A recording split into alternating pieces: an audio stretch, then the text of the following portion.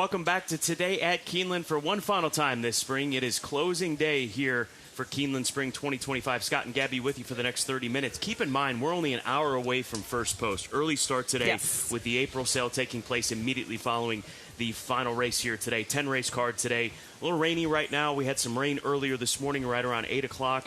And so with that being said, race number 2 is off the turf course, the 2-year-old race. The remaining turf races remain on the turf course. And we still have that Keeneland Turf Pick 3. Yes. That race 2 was not involved in the Keeneland Turf Pick 3. That does kick off in race number 5, and we'll talk about that a little bit later on the show. And then also a reminder, once again, the Keeneland April Selected Horses of Racing Age sale will take place tonight. There have been some big-time additions. We'll get to one on our recap from yesterday. A 2-year-old that just won yesterday has been supplemented to tonight's sale. Amazing performance that we saw from Tough Critic yesterday. He's going to be supplemented to the sale. I was talking there. This is a look at this victory yesterday. I mean, he absolutely ran down Wesley Ward, who was on the lead.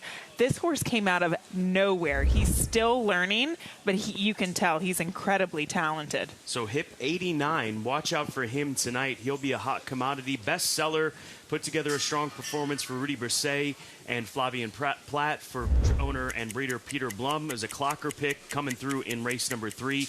And then British Isles for Richie Baltus, the son of Justify, running a second time this meet. Went from a mile race to the 1.5 miles, and he loved every bit of the extra ground. Yeah, and he was certainly the class of the field, considering some of the horses that he was competing against on the West Coast. Was a little unlucky last time here at Keeneland, but he found the winner circle yesterday. And then Hershey, really impressive there for trainer Helen Pitts, and a good training job by Helen Pitts for getting this horse ready off of that lengthy layoff. Yeah, he's a nice horse. He's made over $500,000 for his connections, 100% racing. And let's take a look at the jockey trainer standings. Coming into closing day, Flavian Pratt had a massive day. He's now tied with Luis Saez. Jose Ortiz is 1 off the pace. Irad now sits 3 back in the jockey standings, and it's a 3-way tie in the trainer standings between Wesley Ward, Brad Cox, Brendan Walsh. Yeah, I still don't know who's going to win that training title. It's very, very close. Flavian Pratt had 3 wins yesterday. He made up a lot of ground. That's kind of how it is here at Keeneland. It all takes just one day. Let's go to WKYT for the closing day weather. Keeneland saw a few thunderstorms rumble through, but a lot of folks stayed dry yesterday. That's just might as well not last for our day today. Now, again, make sure you grab a rain poncho. Those thunderstorms are going to be quick moving through the area. Yesterday felt really muggy in our skies, but that's going to feel a little cooler for our forecast today. Watch out for those scattered showers as we wrap up our spring read for your Keeneland forecast today. It'll still end up being a great day at the races. Temperature is very pleasant right now. You can feel the humidity in the air, obviously, because it's raining, but very pleasant out here. So come out and join us for our closing day for this spring meet. Track conditions presented by John Deere. We'll start sloppy and good. So sloppy to start the day. We'll obviously update you if there's any changes there, and same with the turf course. But sloppy and good. And once again, race number 2, the only race taken off the turf course. So the 2-year-olds will stay at the 4.5 furlong distance in race number 2. So sloppy and good to start the day. Thank you, John Deere. Full card selections. We'll take a look at them right now. Download the Keeneland Race Day app to stay current. You can download that on your smart device. Has anybody kept track of the AI? We've kind of lost track of talking about it. I was talking to our producer a little bit last night about it, but I don't know. They're not too specific, so we'll do some tinkering for that next year and hopefully have a good competition. But we do line up in race number 7. Is that the only race we line up in? Looks like it. That's it. Race number 7. What race is that? That's the one before the Bewitch, presented by Keeneland Sales. That's a 6 furlong maiden special weight, and that is Life's Reward for Brad Cox that we're going to. Oh, yeah. The half to life is good, or the full to life is good. Full brother. Full brother to life is good. Yeah, that horse has been working well. Multiple Grade 1 winners. So, once again, full card selections, if you want to keep track of it, which we know a lot of you folks do, download the Keeneland Race Day app. Social media, at Keeneland Racing on X. Facebook, it's at Keeneland. Same on Instagram at Keeneland. FanDuel TV, give them a follow on X and download the FanDuel TV Plus app. That's on Roku, Amazon Fire TV, and Apple TV. And also check out FanDuel Racing's YouTube channel as it's really starting to pick up even more momentum. We had our first breakfast at the Kentucky Derby show this morning, and we've got 6 more through Thursday. And you can check out those full replays on the FanDuel Racing YouTube channel. Let's get after our featured event. race number 8, the Bewitched Stakes, presented by Keeneland Sales, Grade 3, mile and a half on the turf course. No scratches, forever after all. The morning line favorite for Dixiana Farm, a daughter of Connect, who won the La Proviente back in January at the same mile and a half trip. And she came close to beating Chop Chop in the Grade 3 Dowager last fall. So we know she likes the distance and likes the course as well. Yeah, exactly. That was a huge race. And Chop Chop, she's actually really found what she wanted to do going those long distances on the turf. So forever after all, I honestly think she deserves to be the favorite.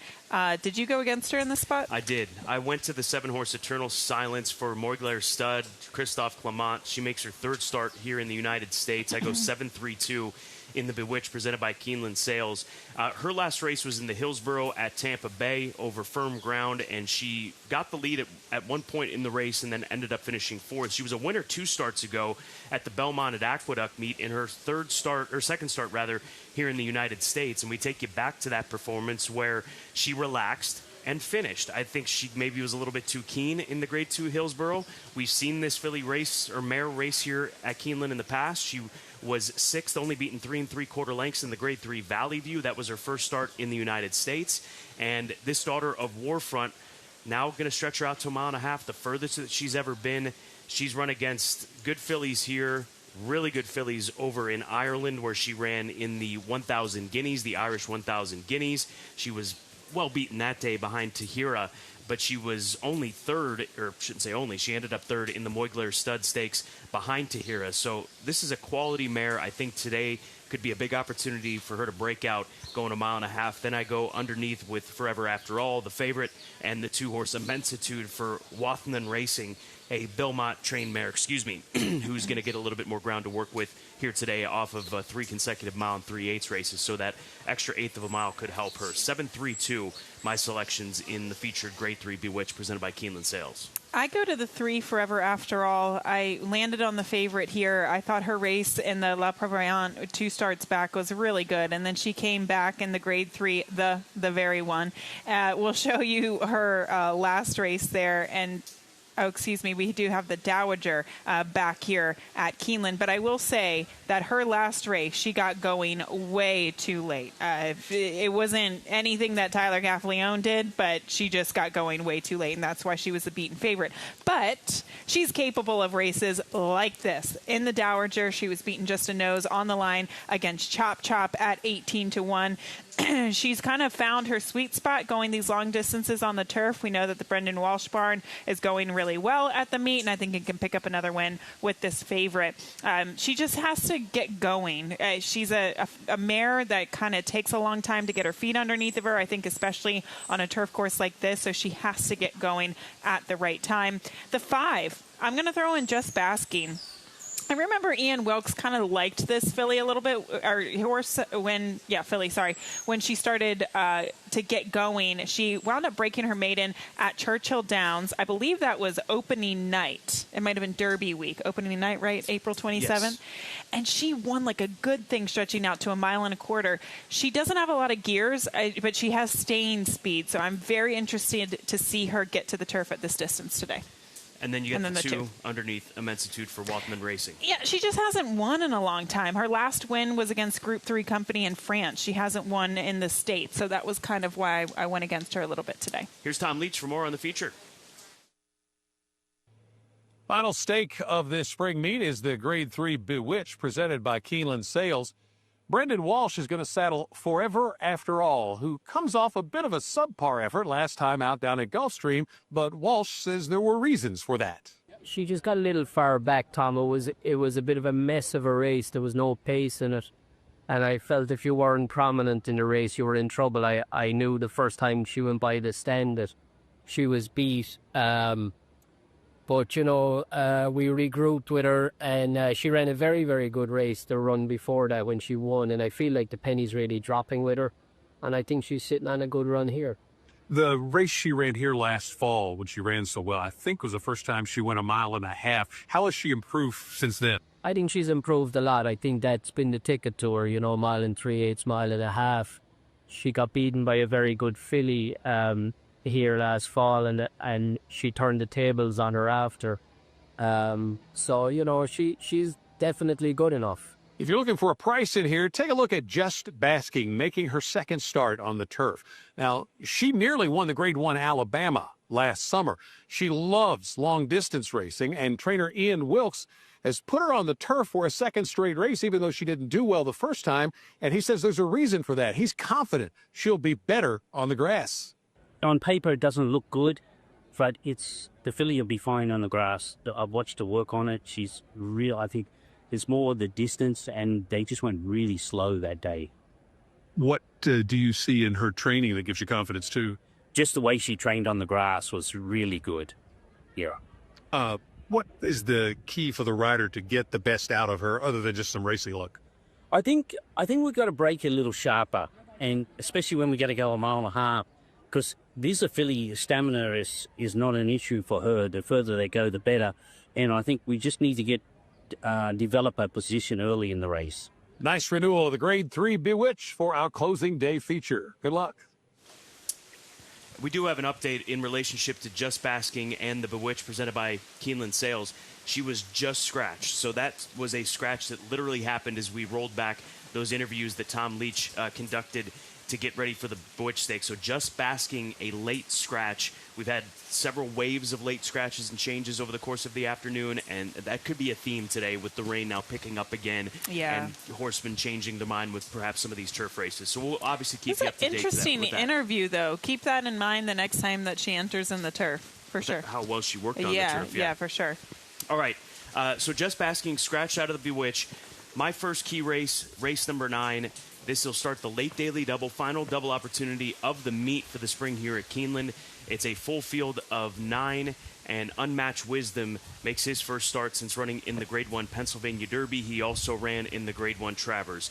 He wasn't quite ready for prime time, right? Grade 1 races taken by Fierceness, who we're going to get a chance to see. We've just found out this coming weekend at Churchill Downs in the Ali Sheba. And then he tried to seize the gray around there in the Pennsylvania Derby and couldn't keep up. But this is a colt by Cairo Prince, who started off his career 3 for 3, 3 wins consecutively. And he is the best horse in this race from what he's accomplished so far. So given that time off, coming back now at the age of 4, here he is winning the Curlin Stakes to mark his 3rd consecutive win. He was the heavy favorite, 2-5, as you can see there. He's just going to keep on going at the 1.8 distance. He's 2 for 2 at the distance. So 1.1 today is the distance as they find this 3rd level allowance race. I think he's going to be ultra tough. He's going to be a short price favorite in here. He's going to be a single for a lot of people, whether you're playing the pick 5, late pick 4, perhaps even the pick 6 on closing day. He is one of the shortest price favorites of the day. There's no other way of getting around it. Bourbon Resolve, the number 3 horse, he's 1 for 1 here at Keeneland. He tried the Fred Hooper last time out, 1 turn mile, couldn't hang that day, so he's back into a much more realistic spot this afternoon. A little bit more battle tested, obviously, than Unmatched Wisdom, so respect him in that sense. And then the number 9 horse, WNL, who is a Belmont trainee, another one that's got course form here at Keeneland. It's been a long time since we've seen him. He really tailed off in his last 3 races, going back to even 2023. But hopefully he's freshened up and ready to roll. Obviously he'll be fresh coming off of an 11-month layoff. But he's got some talent. He's been a winner nothing type horse. That's been his. Yeah. He either shows up or he doesn't. So we'll see what Bill Mott can do with the Son of Good Magic here today, the Keeneland September Sale Grad. All right. My key race, I'm going to race number 6. This race does kick off the late pick 5, and we see the morning line favorite is the number 5, Sam's Treasure at 2-1. I think Tiarella, the rail horse, at 9-2 might take some play, and Zadorsky 3-1. So those are some of the horses that will likely take money at the window. This race, obviously, 7 furlongs on the main track, going against Allowance Company. I really like the 2 Tis Silver. I was even debating making this horse my play of the day, but ultimately I did think it was a little bit of a tough race. I'm still going to play a double, singling her in the double. So the 2 Tis Silver, let's take you back to her last race. This was at Turfway Park. Whew, it looks cold that day. She's last. I can see you laughing at me. She's last. She cuts the corner. She gets a pretty good trip. But look at the horse that is under Flavien Prat this day. Now, it worked out for him. He saved ground. He cut the corner. Split horses. Comes closing late. But keep in mind, here's a very interesting note. 8 out of 10 races were won going wire to wire. So the fact that this filly closed, she was one of 2 closers on a 10-race program, and the other horse stalked. So she was the only horse that made up that type of ground. I think she's something, and I love this rein behind me because she is the daughter of Curlin. She is bred top and bottom to love the sloppy conditions. Can she close in the slop, though? Yes. She can close in the slop. 100%. All right, you heard it here. We're not going to get 8-1, but I hope 235. 235, is that what your numbers were? Yes. 235 in that race. That's all I need to say about the race. Race number 7, let's go to that maiden special weight. This is the only race that Gabby and I agree on as far as a top selection. And 2 and 3 are both scratched. Life's Reward is a first-time starter for Gary and Mary West. They bred this colt by Into Mischief out of the wonderful broodmare Beach Walk. Why is that significant? Makes him a full brother to Life is Good, a 4-time Grade 1 winner who's now standing at stud here in Central Kentucky. With Life's Reward not having run, we have no video. So why don't we go back to Life is Good's biggest triumph in the Big Ass Fans Breeders' Cup Dirt Mile at Del Mar a few years ago, where he was setting those kinds of fraction and just kept on going. He's one of the stars that I think that I don't want to say forget about. I think if you bring up his name, people will remember. But he was such a brilliant racehorse and is primed to be a phenomenal stallion. And we look forward to welcoming his progeny to upcoming Keeneland September sales and sales November and January sales. But Life's Reward, Gary Mary West keeping this guy. They kept hold of this guy, and I think that's something that is going to work out for him. What's interesting is I talked to Irad several weeks ago when we were filming this stuff for the work show, and he said that is probably you never want to choose. It's like choosing your favorite horse or kid. Yeah. Sorry, horse. Who's your favorite child? I can't say that, and it's still too early to tell. It's a fair assessment. But he said that Life is Good. He thinks this is his favorite horse. So and that he's ridden some very nice horses. Let's put it that way. He has ridden some really, really good horses. So those are our key races. You've actually got one more. I almost jumped the gun. Race number 10, the nightcap. Race number 10, the nightcap. Mile and a 16th on the turf course. This is a wide open race. The 7 Tickled Quist is going to be the favorite, but comes into the race off of back-to-back second place finishes. I know English Channel came back to win here. That was good. Obviously, that's productive. And this horse could certainly win, but he's going to be there won't be any value because of the connections. Brad Cox, Ferrant Giroux, and the form lines that he keeps. So I'm going in a different direction. The 4 Tempest Volat for trainer Steve Asmussen. His race at the fairgrounds, first time out, he ran like a horse that does not want to sprint. Despite that, he still ran really well. He was about 7 lengths off of it at some point, kind of finds a little bit of traffic trouble, but somehow manages to pick up the pieces and finishes third against this group. He's the son of Not This Time out of Bella Carina, the Warfront mare. He looks like he can certainly stretch. Look how he's finishing up this race. I mean, he just had way too much to do, but he's finishing up really strongly. I love this horse stretching out to 2 turns today. He gets to the mile and a 16th, of course. So the 4 on top for me. The 11, Samud, second-time starter for trainer Brendan Walsh, goes from synthetic to the turf. Kitten's Joy, and you get Irish pedigree on the bottom side. Lahu Dude, she was a Breeders' Cup winner. There you go. Lahu Dude should love the soft conditions, too, of this turf course. Or softer, I shouldn't say soft. And that's the top 3 for me. The 4, 11, 7. Hopefully we get a good price on the 4.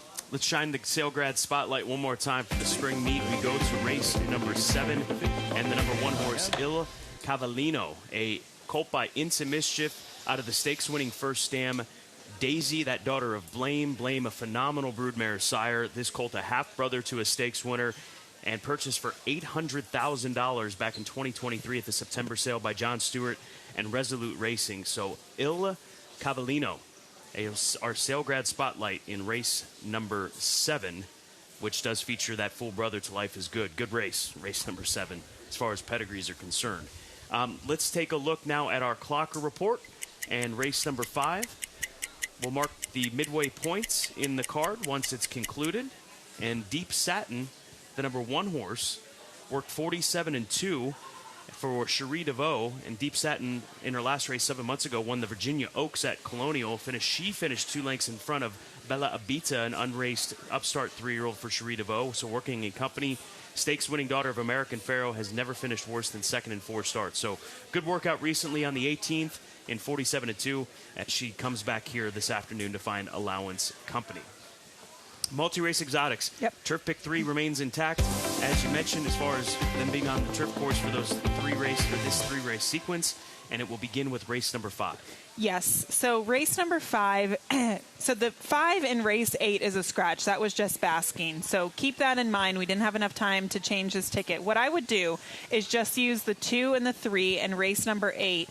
And in the 5th race, I would throw in the number 13, Miwa, who draws into the race for Todd Pletcher. Florent Giroux now rides that filly. I thought she was really interesting with her French form, making her North American debut today for Rapoli as well. So 1, 2, 6, 13, and the opening leg of the sequence, just a 2, 3, and race number 8. And then we get to the final race, race number 10, the race that I was just talking about. Tickled Quist, the 7, is going to be the horse to beat, but I think you can find angles with the 4 and the 11.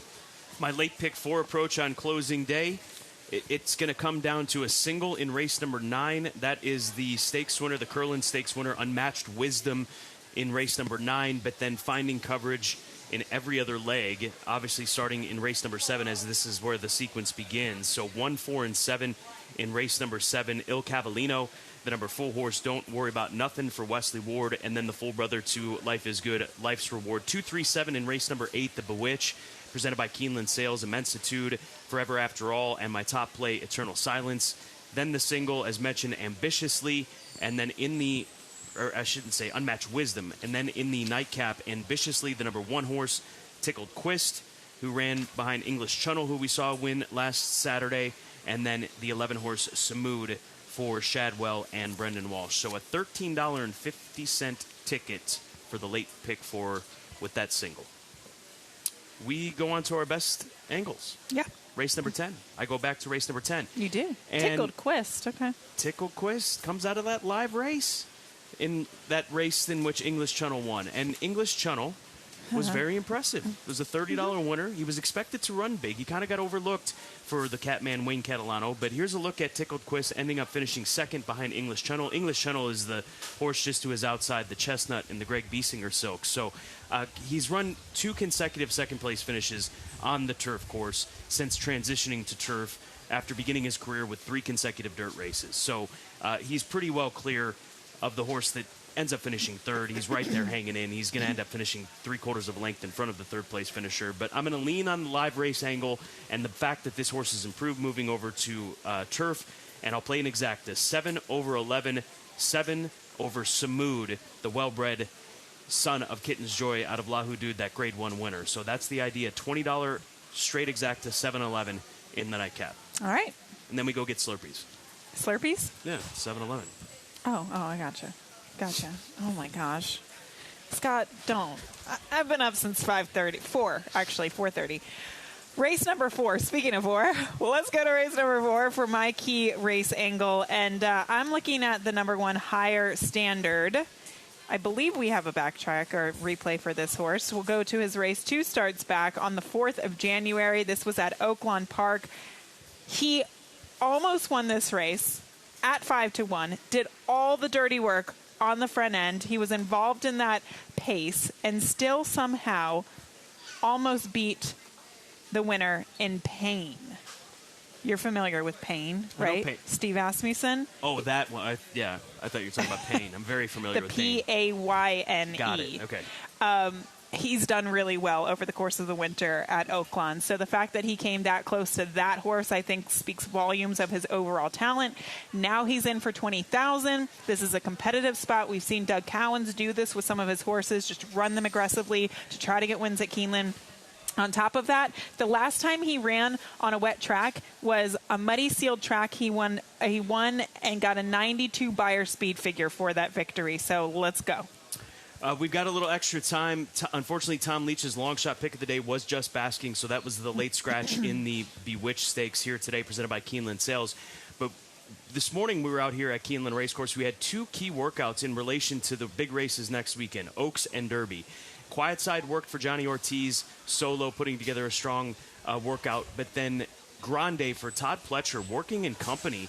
And this will be his first and only workout in between his runner-up finish in the Wood Memorial and the Kentucky Derby, and he went out there and had a pretty stiff workout. That's him on the outside, working with Johnny Velasquez, the Hall of Famer, in the saddle. So it's an interesting thing, right? It's not very often that you see a horse have one work from the Wood into the Kentucky Derby, but clearly he stretches legs. And look, this was an important decision made by Todd to keep him here and do this work here, because we had some wet weather at Churchill Downs. We obviously have wet weather, so the track conditions are kind of in question for tomorrow. Here's a look at Quiet Side. And Johnny Ortiz, again, making the right decision. Is that Jose Ortiz? That is Jose Ortiz. Okay, Jose Ortiz, obviously, this looked like a really, really nice, easy work for her. And I want to say she worked in 48, if memory serves correctly, from being out here this morning. So, yeah. She did that well.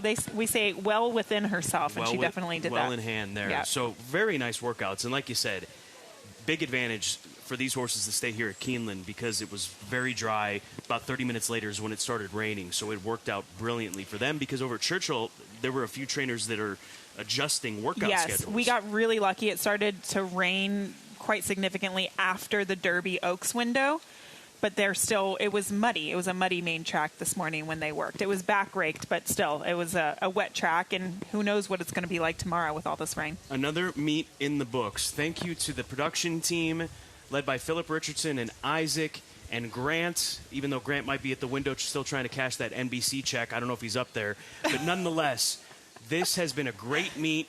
We've had to adjust. We've come through. Here we are on closing day, and it's always a privilege and a pleasure to be here each and every morning on Today at Keeneland. For Gabby, I'm Scott. We'll see you for the races, but we'll see you back on Today at Keeneland in the fall here at Keeneland Racecourse.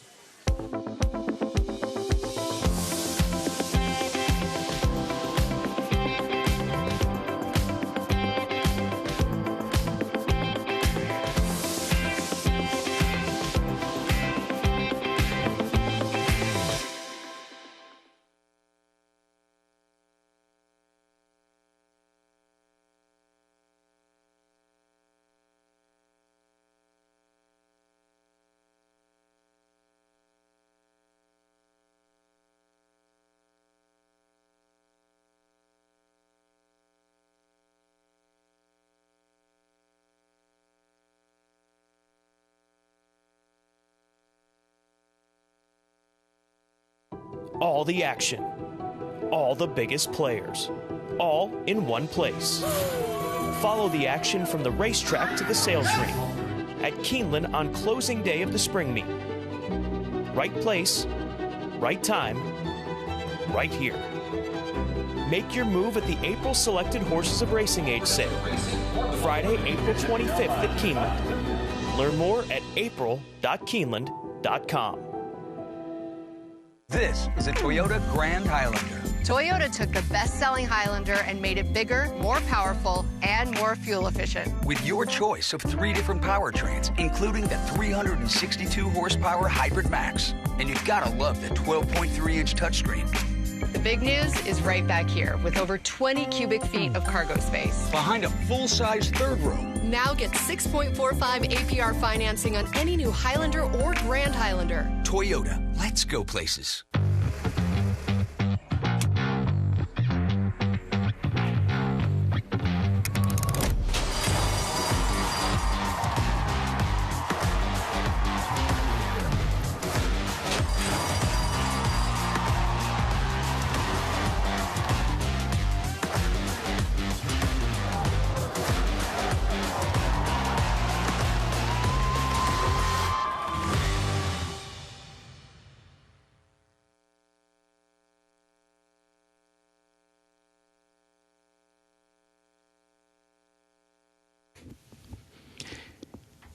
Keeneland welcomes Mary Schaffner. Mary, who performs with the classic rock band Frequency and is based in Louisville, joins us today to sing our national anthem. She has been performing the anthem on a regular basis for 17 years, including performances at the Kentucky Derby, as well as for the Lexington Legends and the Cincinnati Reds. She is joined by the University of Kentucky, ROTC, who will present the colors. And ladies and gentlemen, we ask that you would please rise as you are able for our national anthem.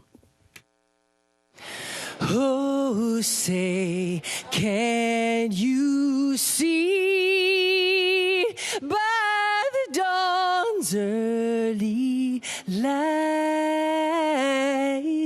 what so proudly we hailed at the twilight's last gleaming, whose broad stripes and bright stars through the perilous fight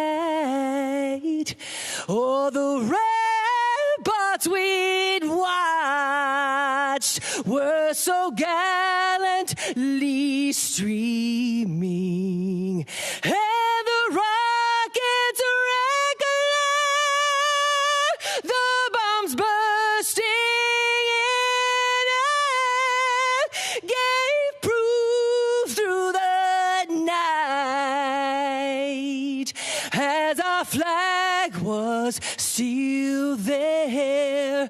Oh, say, does that star-spangled banner yet wave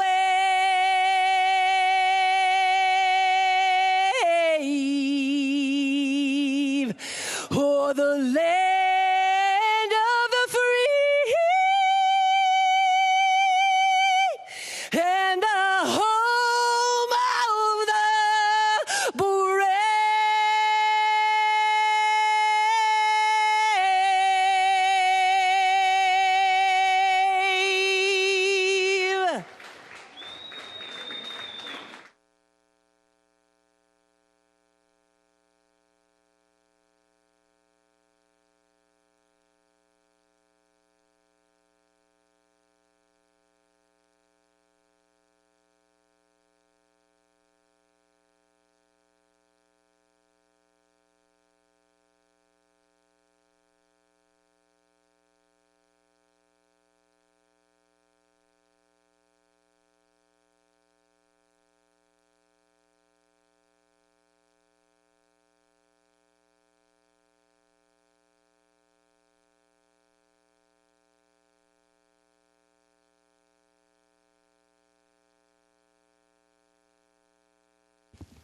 Keeneland is proud to recognize Angel Stivers from Dining as the Employee of the Day. Congratulations, Angel.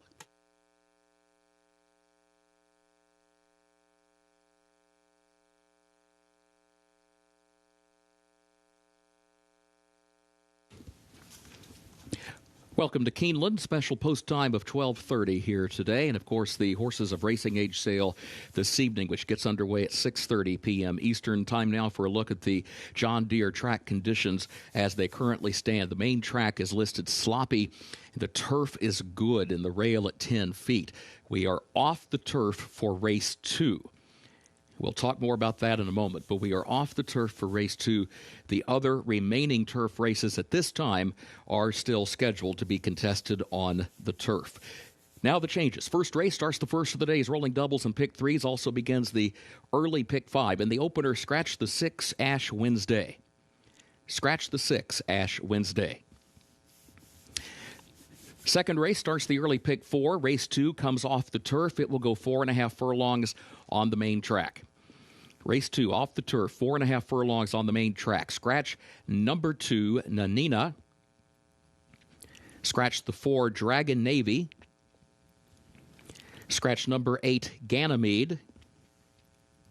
Scratch the 11, I Think I Can. And also scratch number 13, Juno Palace. Scratch 14, Super Patchy. Scratch 16, Little Sam's. That's in race 2, off the turf, 4.5 furlongs main track. Scratch number 2, Nanina. Scratch the 4, Dragon Navy. Scratch the 8, Ganymede. Scratch the 11, I Think I Can. Also scratch 13, Juno Palace. Scratch 14, Super Patchy. And scratch 16, Little Sam's. Number 15, Will Run. Please note 15, Estrella Silver, draws into the race. The jockey as programmed. Third race, scratch number 3, Splendid. Scratch number 4, Hard to Get. And scratch number 8, Beach Queen. That's the third race. Scratch number 3, Splendid. Scratch the 4, Hard to Get. Scratch the 8, Beach Queen. As a result of those scratches, no superfecta on that third race. Fourth race. Scratch the 2, Molto Vivace. That's the fourth race. Scratch the 2, Molto Vivace. Race 5 will start the pick 6, no carryover. Also begins the Keeneland Turf Pick 3, made up of races 5, 8, and 10. And again, for now, those races do remain on the turf, which is listed good. In that fifth race, scratch the 4, Ghostly Gal. Also scratch the 14, Sandra D. And scratch the 15, Gloriania. That's in race 5. Scratch number 4, Ghostly Gal. Also scratch the 14, Sandra D. And scratch the 15, Gloriania. Jockey change on the 7, Dozen Diamonds. Make the rider Adam Beschizza. That's race 5. Number 7, Dozen Diamonds. The jockey, Adam Beschizza. 13 draws into the race, Miwa. Contrary to the program, the jockey, Florent Giroux. 13 draws into the race, Miwa. Contrary to the program, the jockey is Florent Giroux. Sixth race, start of the late pick 5. Scratch number 4, Roman Grace. That's the sixth race. Scratch number 4, Roman Grace. Seventh race, start of the late pick 4. Scratch number 2, Campaign Trail. And scratch number 3, Cruise the Nile. That's the seventh race. Scratch number 2, Campaign Trail. And scratch number 3, Cruise the Nile. The featured 8th race, 63rd running of the Bewitched, presented by Keeneland Sales, Grade 3. Scratch the 5, Just Basking. That's the featured 8th race. Scratch the 5, Just Basking. 9th race.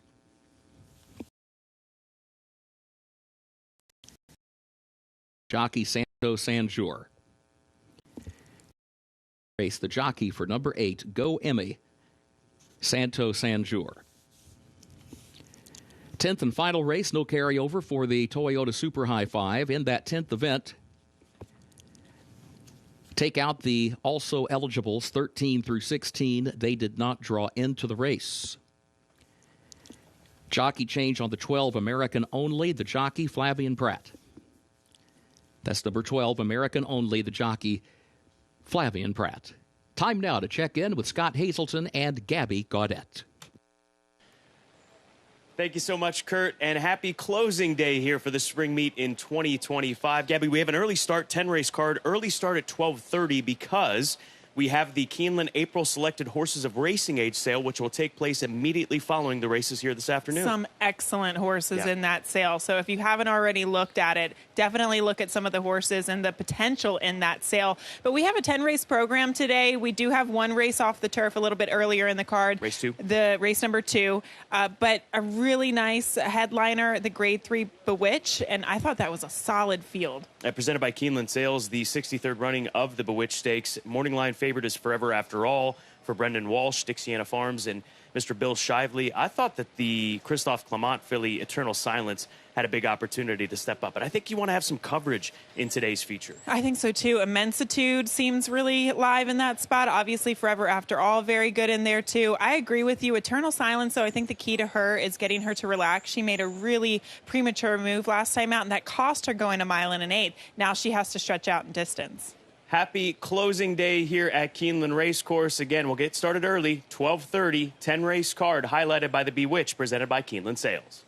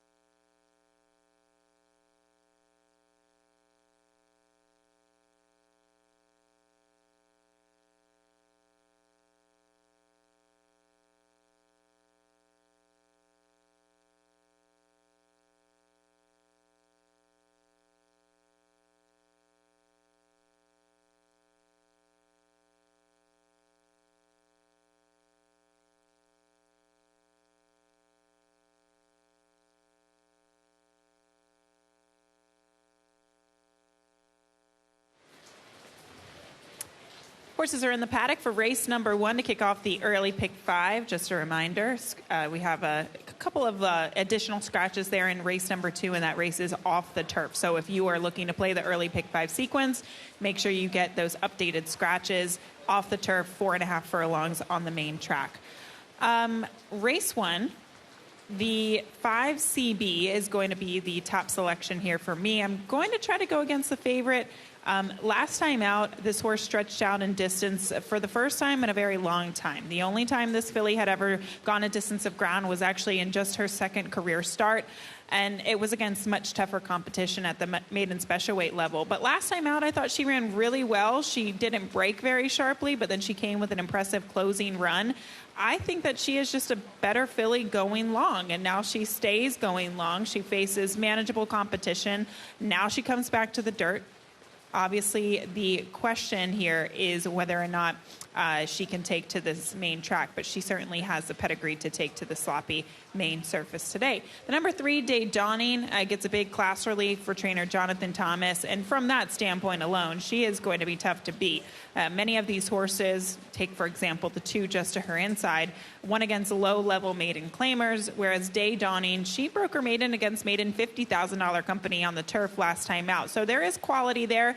I think the question, though, is whether or not she's going to be as effective on the dirt today. We shall see. I mean, obviously, it is a bit of a question for a horse that is such short odds at even money. And then finally, the 7, Tavria, for trainer Ian Wilkes. She doesn't have a lot of early speed, and I think that's the biggest hurdle she's going to have to overcome this afternoon. She has class and quality. I think that this is certainly the right level for her, but race dynamics might be working against her today, especially at this distance and with the scratch of the number 6 Ash Wednesday. She is also entered in the sale this evening as hip number 20, so do take note of that. I am hearing from our producer that we are going to be experiencing a slight weather delay. We have had this storm front come in here, and we're in a little bit of a holding pattern. So I'm going to wrap this up, get a little bit more information, and hopefully either I can or Kurt can make an announcement in a minute.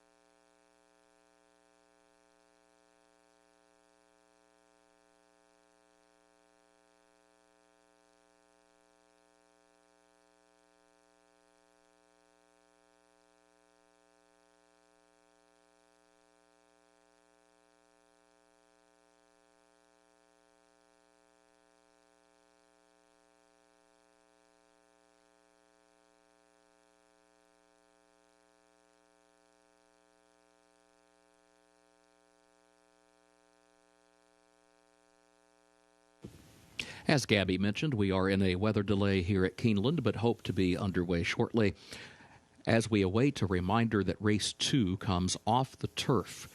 A reminder, Race 2 is off the turf. It will be 4.5 furlongs on the main track.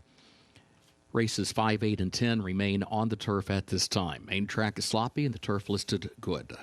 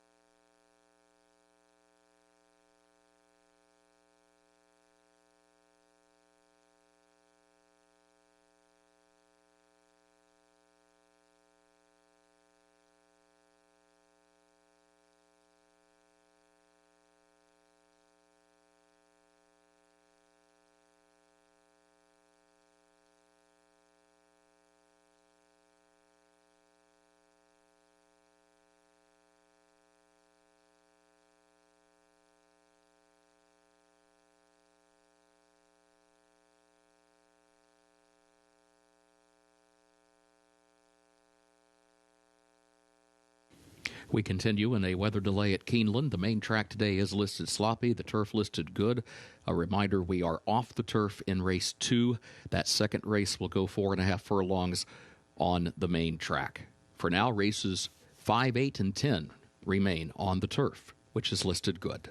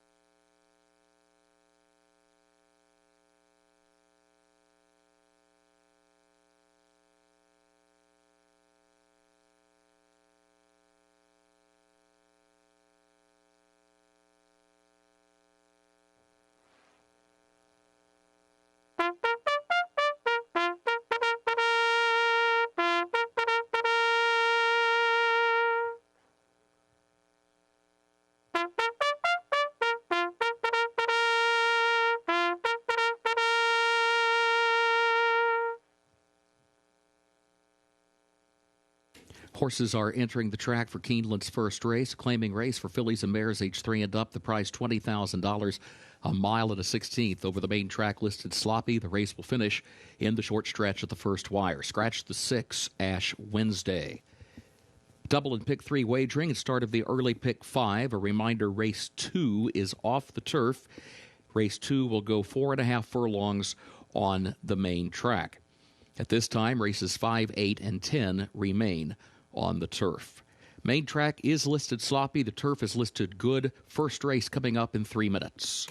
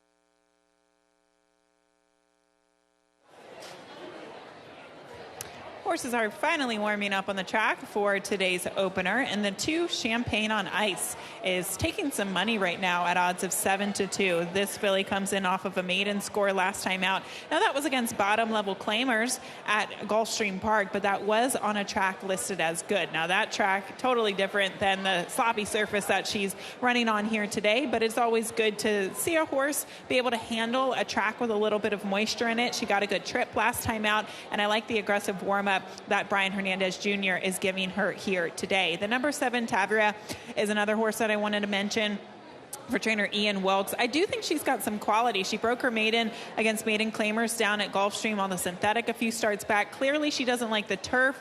She's not really bred for it either, so she comes back to the main track, and I think this is the right level for her. And do take note that she's actually entered in the sale after the races today, the Keeneland April sale, as hip number 20. So if you are interested in buying this good-looking filly by Frosted, she is entered in the sale a little bit later today for trainer Ian Wilkes. All right, we are getting close to post time for the opener. Good luck.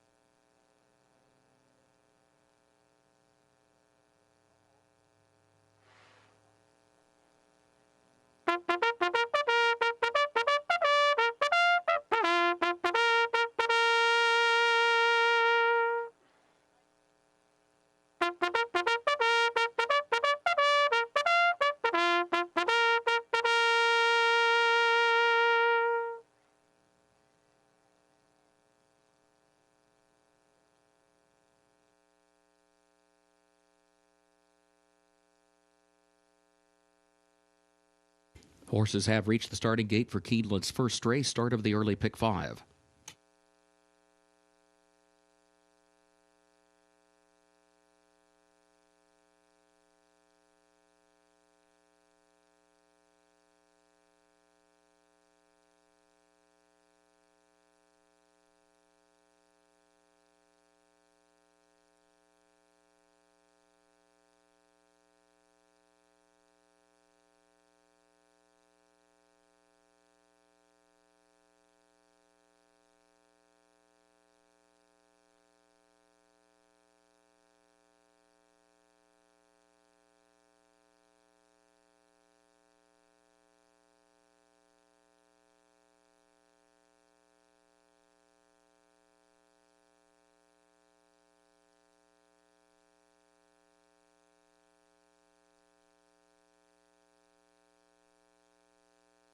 Moving into line, first race.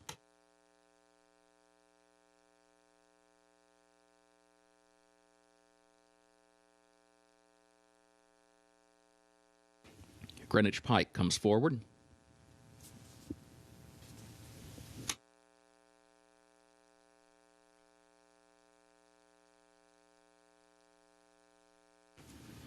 Champagne on Ice.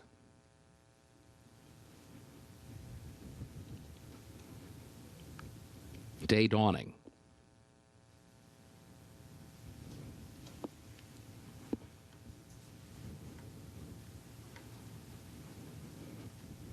Fasta La Vista Baby. CB is next. That will leave Tavria, the last one.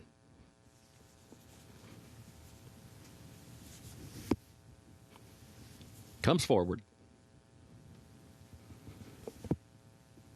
Goes in, first wire, they're at the post. And they're off. There goes Day Dawning. Day Dawning right out for the early lead. Fasta La Vista Baby comes out running in second up on the outside. Greenwich Pike is away running in third, but Day Dawning is the leader as they head into the first turn.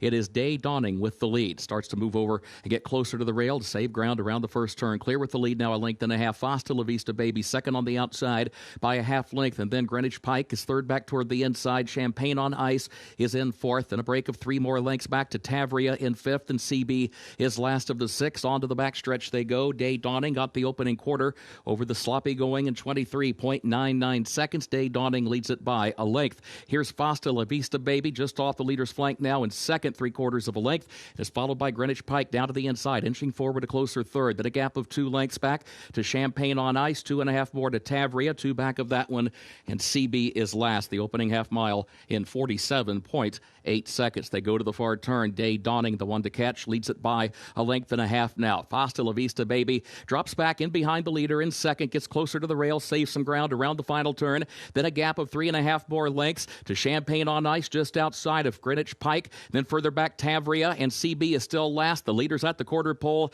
That is Day Dawning. Day Dawning continues to show the way, leads it by 3 lengths. Fasta La Vista Baby is second. Then a gap of 7 more lengths. Tavria moves up a couple of positions, third on the outside, but it's the short stretch and has a long way to come from that third spot. Day Dawning is the leader. Working into the final furlong, Fasta La Vista Baby takes aim from the outside. Tavria still running on from the far outside. Day Dawning, Tavria far outside, and Fasta La Vista Baby in between them. Tavria from the back of the pack keeps on moving after Fasta La Vista Baby, and Tavria rallies up to win it a half length on the line. Fasta La Vista Baby was home in second position, and then it was Day Dawning in third, and Champagne on Ice was fourth.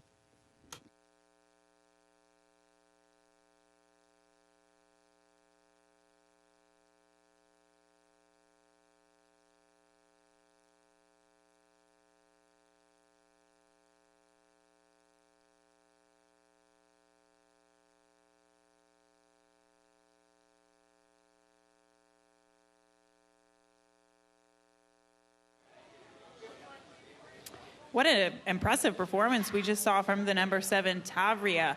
The 3 obviously out there leading the pack as they turn for home. The 4 actually having a pretty impressive bid coming down the stretch considering the odds. But here comes the 7, Tavria, closing from off of the pace, and she gets up in the nick of time. Once again, this filly, she will be entered in the Keeneland April sale after the races as hip number 20, but she gets the win here today for trainer Ian Wilkes.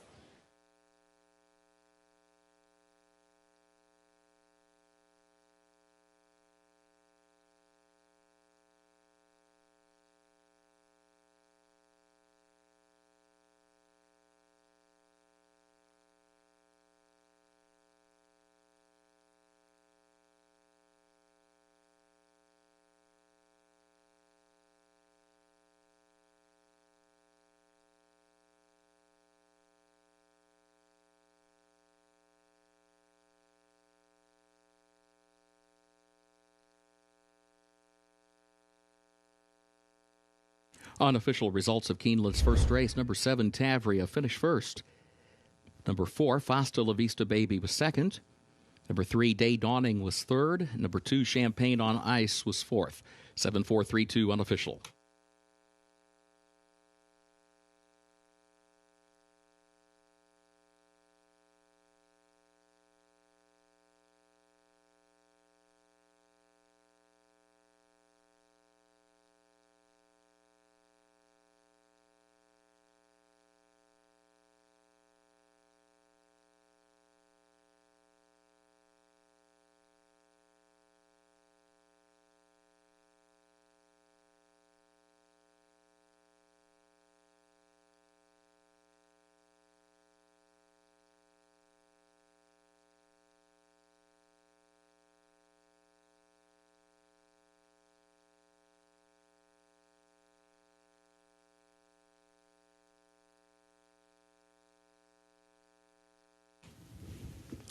Moving into the winner's circle for Keeneland's first race, the unofficial winner, number 7, Tavria, owned by Circle N Thoroughbreds of Byron Nimitz, trained by Ian Wilkes and Chris Landeros, the jockey. Tavria, 3-year-old filly by Frosted, out of Kirov by Distorted Humor. Winter bred in Kentucky by Nesco 2 Limited and Dromolin Farm Incorporated. Mile and a 16th over the main track listed sloppy, 1 minute 46.45 seconds. And as Gabby mentioned, Tavria cataloged as hip number 20 for this evening's April selected Horses of Racing Age sale.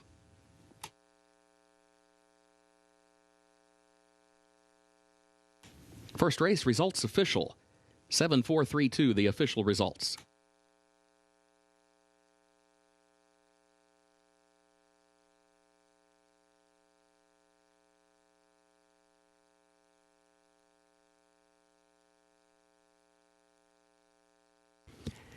Keeneland second race upcoming. Race 2 comes off the turf. It will go 4.5 furlongs on the main track, which is listed sloppy. Double and pick 3 wagering start of the early pick 4. Scratch number 2, Nanina. Scratch the 4, Dragon Navy. Scratch number 8, Ganymede. Scratch the 11, I Think I Can. Also scratch 13, Juno Palace. Scratch 14, Super Patchy. And scratch 16, Little Sam's. A reminder, number 15, Estrella Silver draws into the race. The jockey as programmed. Race 2, 4.5 furlongs over the sloppy main track.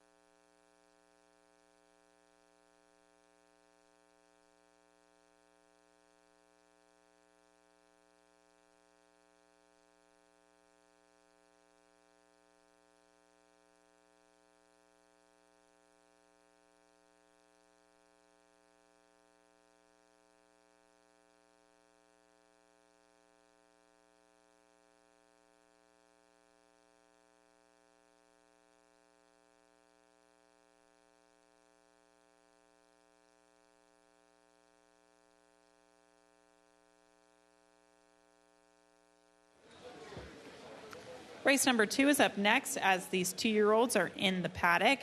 So this race was originally carded for the turf. It has been taken off the turf and will run on the main track at the distance of 4.5 furlongs. So obviously you want to look for horses that might be capable on the dirt despite their turf pedigree. We see this Daughter of Midshipman, and that's the direction I go in. Now, I should say I originally liked the 8 scratch. I originally liked the 11 scratch, and the 2. So obviously we're going back to the drawing board here with the number 5 Munchkin. But Midshipmans, although they can be really good sprinting on the turf, they can also handle a wet track. This filly has a good wet track pedigree. She also has street sense on the bottom side. And I like the fact that she's kind of been going back and forth with some of her workouts on the turf and the dirt. Obviously, Jose D'Angelo wanted her on the turf, but some of her workouts on the dirt are just fine. I like the little gate work at Palm Meadows, going 36-3 out of the gate that day, going 3 furlongs, So there are some hints, definitely, that this filly can take to the main track today.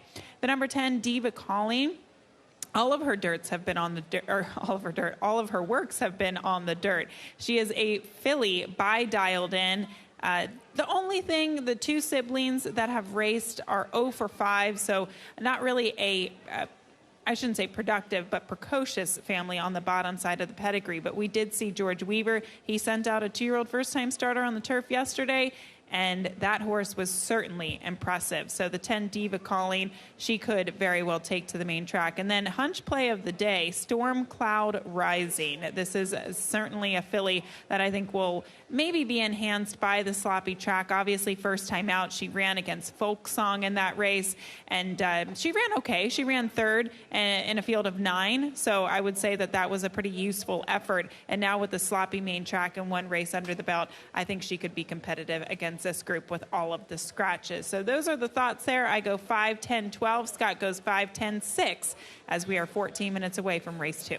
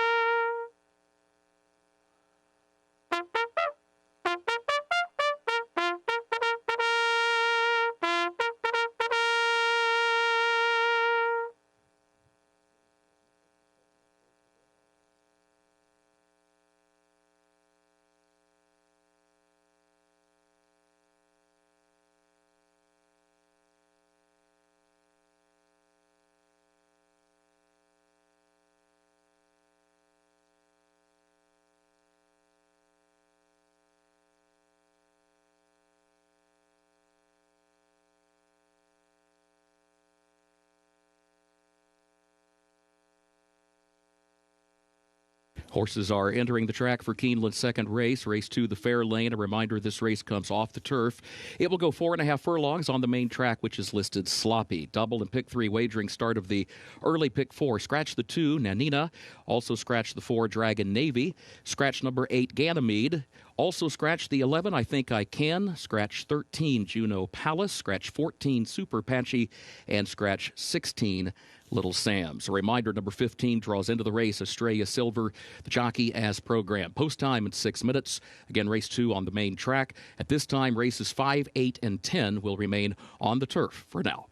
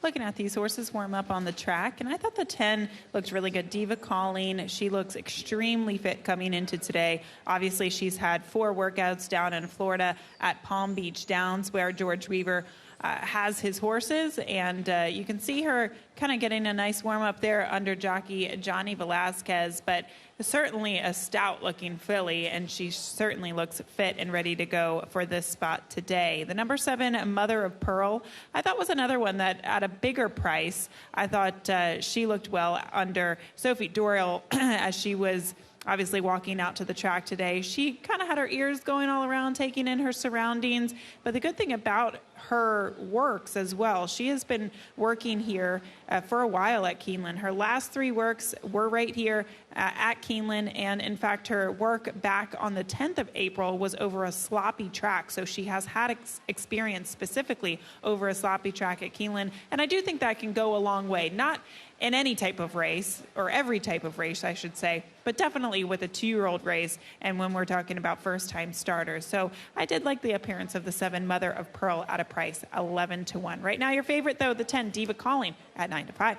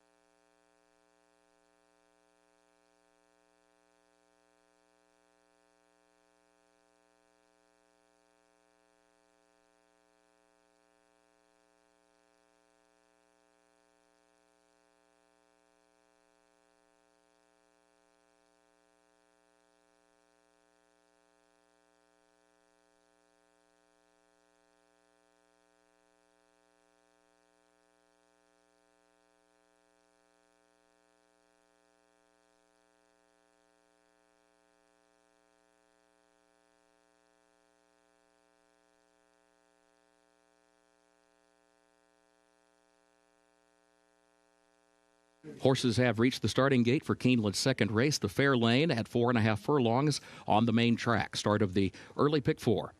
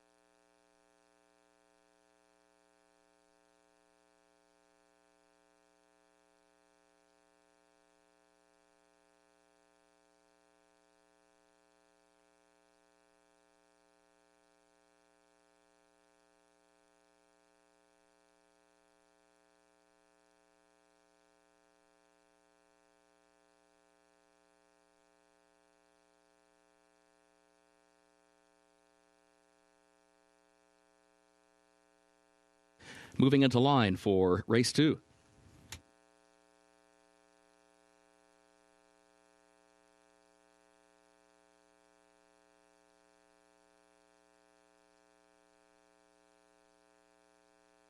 Sweet Espresso moves into line. Here's Cinnamon Sugar coming forward.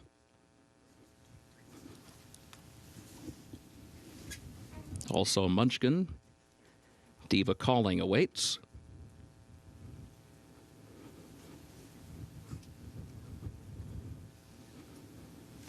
Miss Impress.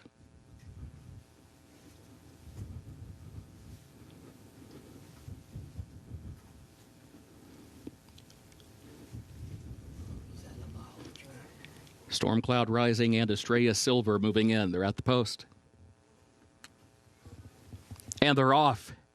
Storm Cloud Rising, Cinnamon Sugar, Estrella Silver far outside. Munchkin, Mother of Pearl moving by from the 5th position as they head around the far turn. Grant's Gretchen is next down toward the inside. Diva Calling broke near the back of the pack, has to go toward the outside. Running 6 lengths off the lead, Sweet Espresso and Miss Impress, who's last. Mother of Pearl is the leader. Storm Cloud Rising is second as they round the far turn. A neck separating the top 2. Gap of 5 lengths. Estrella Silver third. Grant's Gretchen is 4th. Cinnamon Sugar is 5th. Diva Calling is on the grandstand side, center of the track in 6th, still running 7 lengths off the lead. Storm Cloud Rising coming to the 8th pole, pokes ahead in front. Mother of Pearl now second, 5 more lengths. Grant's Gretchen, then Diva Calling 4th on the outside. Storm Cloud Rising past the 16th pole. Santo Sanjur aboard. Storm Cloud Rising to take it. It was Diva Calling who rallied up for second. Going to be close for third, either Mother of Pearl or Grant's Gretchen.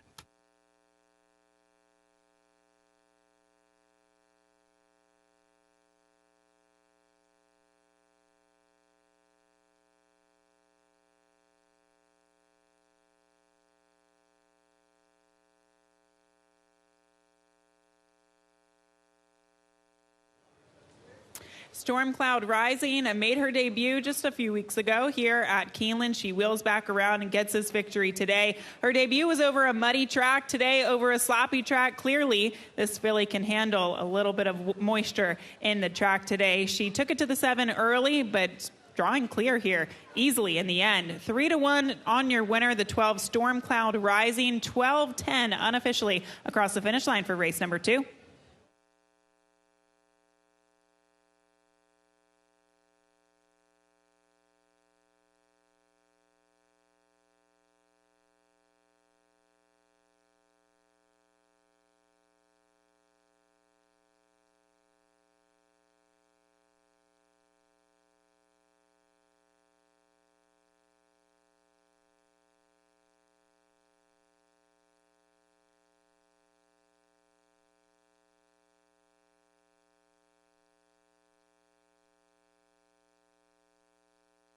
Unofficial results of Keeneland's second race. The 12, Storm Cloud Rising, finished first.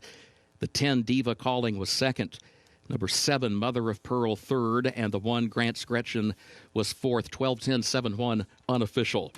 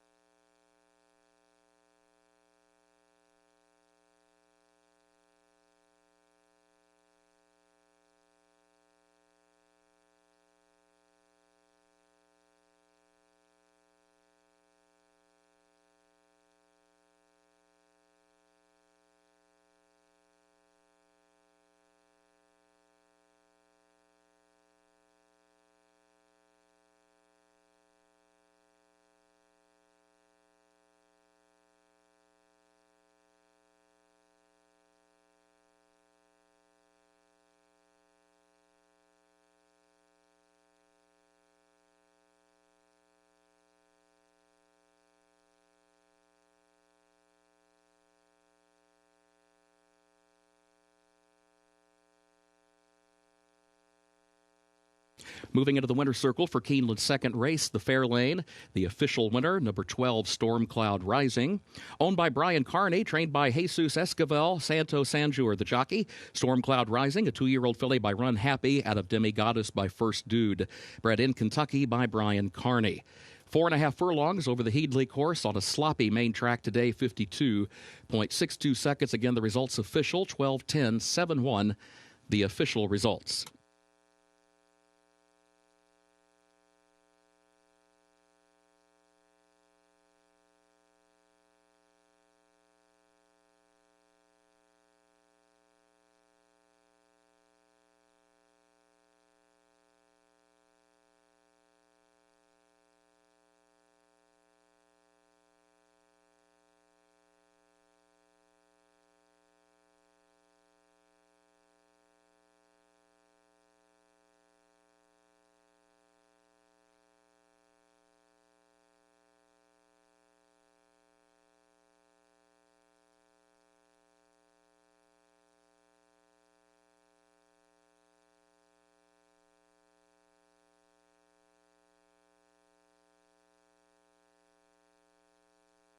In the winner's circle, the Fairlane Trophy presentation to the connections of Storm Cloud Rising.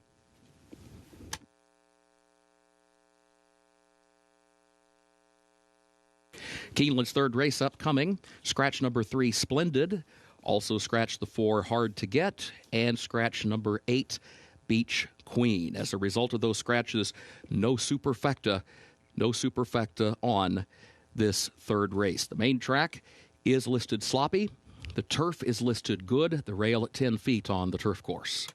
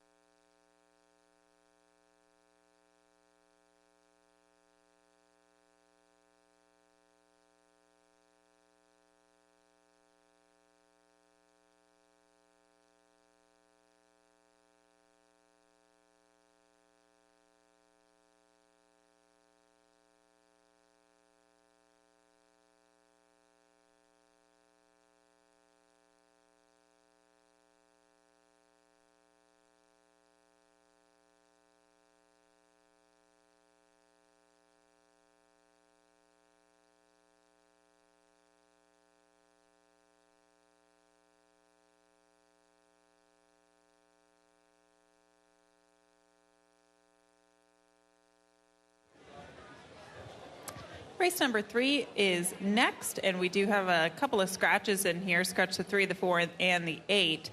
That takes my eyes to the number 6, Toxic Love, and I think that is the case for many of our betting public. The 6, Toxic Love, she was a little bit of a handful first time out. She wasn't settled in the gate that day. She kind of broke a little awkwardly as well.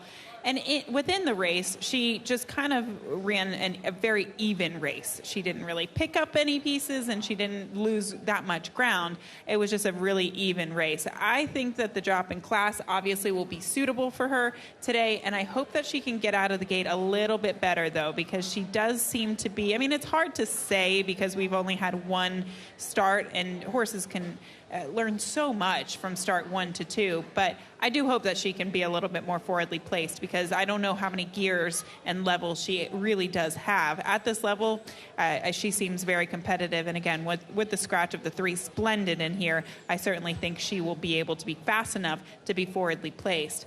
The 2, Scythia, is another horse in here for trainer Rusty Arnold, 3-year-old filly by Outwork. The mare, she was graded stakes play. She was also a stakes winner. Some really nice family on the bottom side. Rusty Arnold, he definitely can win with first-time starters, maiden claiming first-time starters. He doesn't do it that often, but obviously those stats should apply to the maiden claiming first-time starters. The 2 Scythia looks good there in the paddock at 6 furlongs. And then finally, the number 7, Ragtime Sizzle, another first-time starter. We know that the Eddie Keneally barn has been really clicking at the meet. This filly's by Union Rags, and she's out of a Lemon Drop Kid mare, Jolie. The mare, she won first time out. You love to see that precocity with a first-time starter. Doesn't matter what level or where these horses are running. You love to see a first-out winner on the dam side. So the 7, Ragtime Sizzle, certainly from a pedigree standpoint, looks interesting. From a physical standpoint, she also looks great as well. But we will take a closer look at these horses, and we'll come back with a paddock pick in a little bit. Race 3 up next.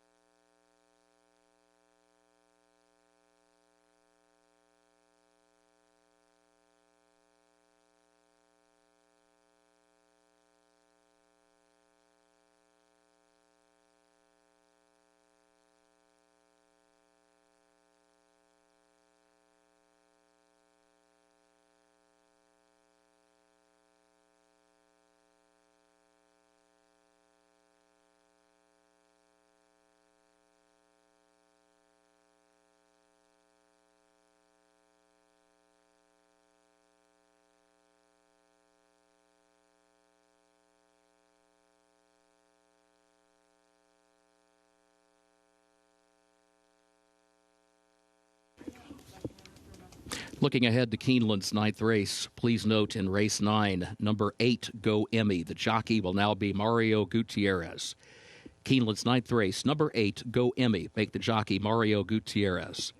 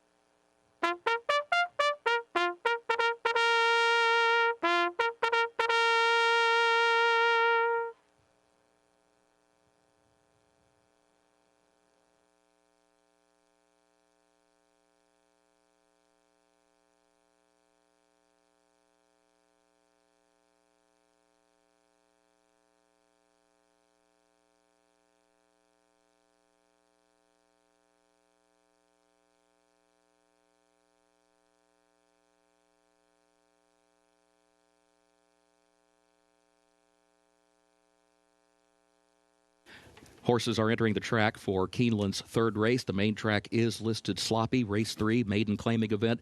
Fillies and mares age 3 and up, $40,000. The claiming prize, 6 furlongs over the sloppy main track. Scratch number 3, Splendid. Scratch the 4, Hard to Get. And scratch the 8, Beach Queen. As a result of those scratches, no superfecta, but double and pick 3 wagering are both offered. Post time coming up in just 7 minutes. Main track is sloppy. The turf listed good.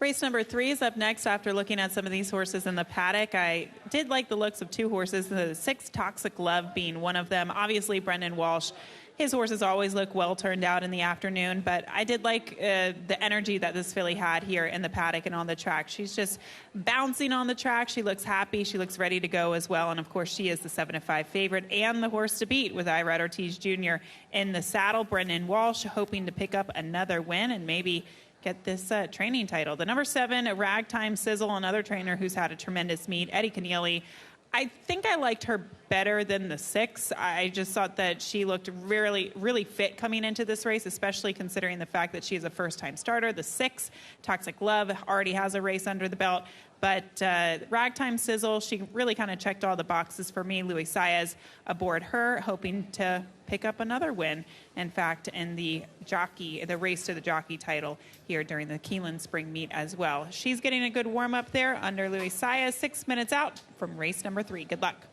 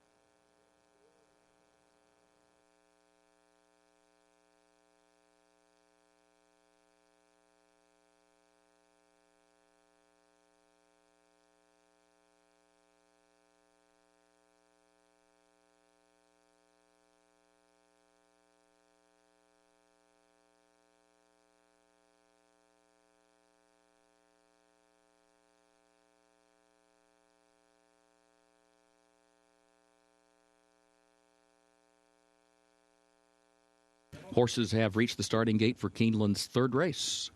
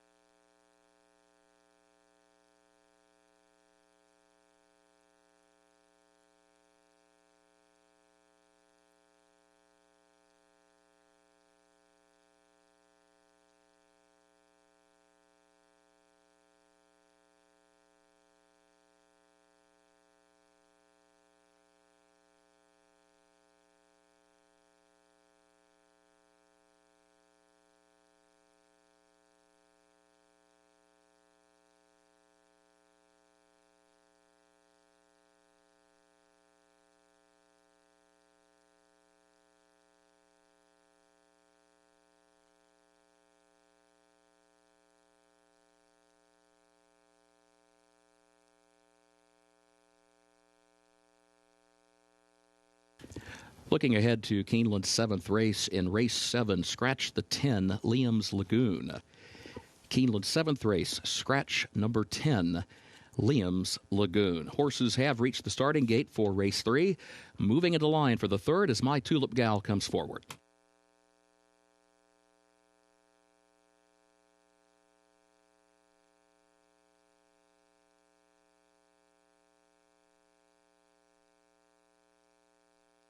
Scythia moves in. Vicky Rose comes forward. 2 more left to load.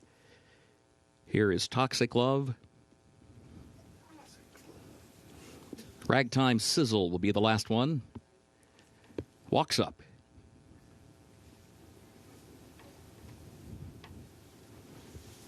Goes in. They're at the post. And they're off. There goes Ragtime Sizzle from the outside. Vicky's Rose between horses. Toxic Love is right there as well in the opening strides. Now Toxic Love moves up, puts a head in front. Ragtime Sizzle on her outside. Vicky's Rose is toward there inside My Tulip Gal, and then Scythia as these 5 tightly packed work their way off the end of the backstretch. Vicky's Rose gets down next to the rail before the entrance to the far turn. Leads it by a head as Toxic Love goes second up on the outside. Ragtime Sizzle a wide third. Scythia fourth. My Tulip Gal is last of the 5. It was 22.72 seconds, the time for the opening quarter. They round the far turn. Vicky's Rose leading Toxic Love by a length and a half. Scythia is toward the rail in third, 2 lengths off the lead now, trying to move up to take second. Ragtime Sizzle has to go wide from fourth, and then a gap of better than 10 more lengths back to My Tulip Gal. Vicky's Rose, the leader. Scythia looks toward the inside. Ragtime Sizzle toward the outside, and Toxic Love is still in fourth, and Vicky's Rose is the leader into the final furlong. Ragtime Sizzle on the outside. Scythia there to the inside. Vicky's Rose still leading it as they move by the 16th pole. Vicky's Rose in front by 2. Vicky's Rose and Mario Gutierrez coming to the wire as it will be Vicky Rose to take it. Vicky Rose by 2 lengths on the line. Going to be close for second between Ragtime Sizzle or Scythia for that runner-up spot.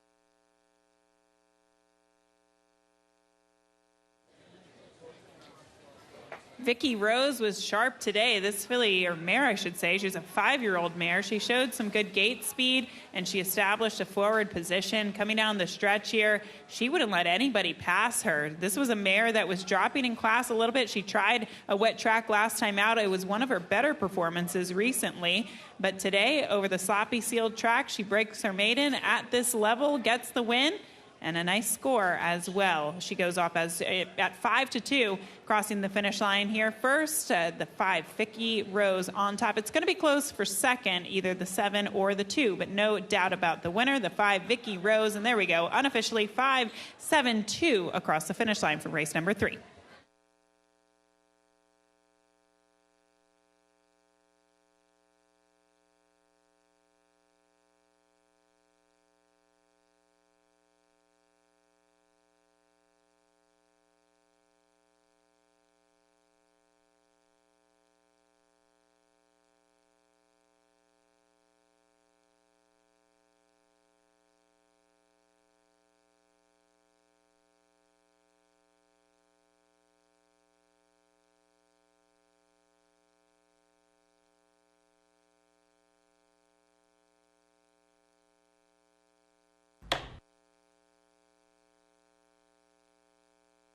Unofficial results of Keeneland's third race. Number 5, Vicky Rose, was first. Number 7, Ragtime Sizzle, was second. The 2, Scythia, third. The 6, Toxic Love, fourth. 5726, unofficial.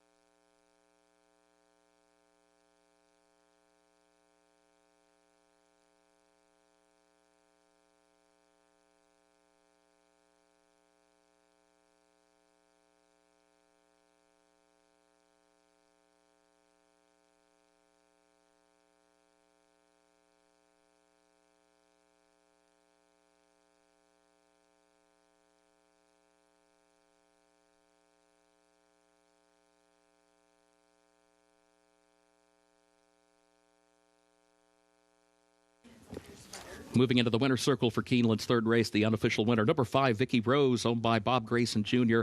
and Pavel Matejka, trained by Pavel Matejka, the jockey Mario Gutierrez. Vicky Rose, a 5-year-old mare by Jimmy Creed, out of Plainer by Empire Maker, bred in Kentucky by TC Stable LLC. 6 furlongs over the main track, listed sloppy today at 1 minute 11.97 seconds.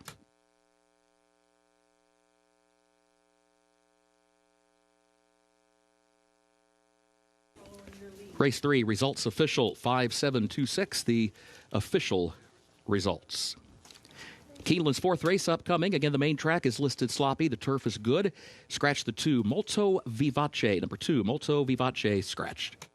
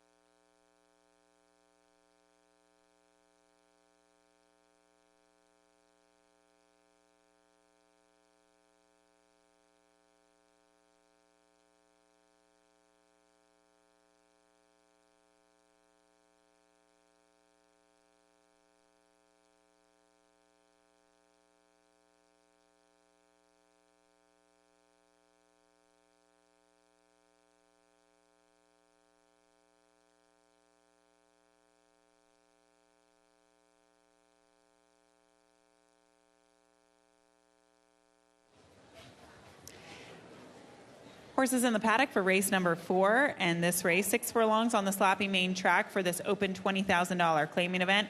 I kick off the conversation with the number 1 Higher Standard for trainer Doug Cowens. We've seen him be kind of aggressive with some of his horses entered for claiming races here, and it's been quite successful for Doug. This horse comes out of a series of races at Oaklawn. Most notably, his race 2 starts back when he went against the likes of Payne. So the top two finishers in that race, they dead heated for the win, but this horse lost by just a neck, and he did all of the dirty work on the front end with that inside post position. I thought it was a huge race on his part. Payne, that horse that he's been running against, has had a very strong winter at Oaklawn Park. He came out of that race to kind of chase a very fast pace. I like the fact that they've kind of hit the pause button on him since February. Now they brought him back here. He's been training at the training center, and now he should be able to come in fresh. One more point about this horse. The last time he was on a wet track, muddy seal track at Oaklawn last year, he popped a 92 Beyer speed figure for that victory. So clearly he has handled a wet track before in the past. The number 3, Billy the Greek, comes in off the freshening for trainer Safi Joseph Jr. He's had some starts and stops along the way, but on his good day, he could certainly be competitive against this group. Now, he's never faced, he has limited starts on the main track, and they've been sprinting. So obviously going a little bit shorter in those races, 5.5 furlongs on the off track at Saratoga. And those races were actually scheduled for the turf, so they came up a little bit on the easier side. I like him. I picked him second. 2-1, I think you have to ask yourself, what is a fair price? But the horses that Safi has shipped in here during the course of the meet have been running very well. And then finally, the 7 Uncashed takes a drop in class. He faced Stakes Company last time out and faced High Level Allowance Company 2 starts back at the fairgrounds. He is really quick. He gets this outside post position, blinkers on. They are going to go and see how far he can go. He has a couple of races on a wet track. His race at the fairgrounds against Stakes Company wasn't great, and he was the beaten favorite in that event. But if you go back a couple of years, he actually won the Quick Call Stakes at Saratoga when it came off the turf and won in the slop, popping his best Beyer speed figure in that race with a 96. So this horse could be very dangerous at this level on the lead in the slop. See how it shakes out, as he is 7-2, and we are 16 minutes out from race number 4.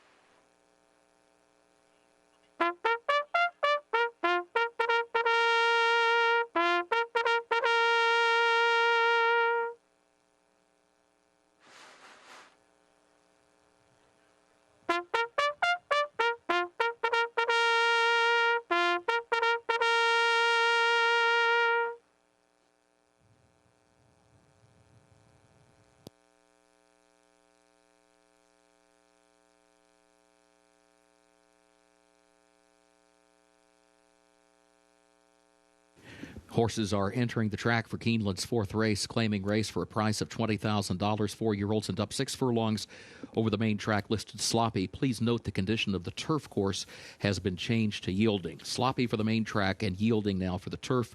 In race 4, scratch the 2, Molto Vivace. Number 2, Molto Vivace is a scratch. Double and pick 3, wagering post time in 7 minutes.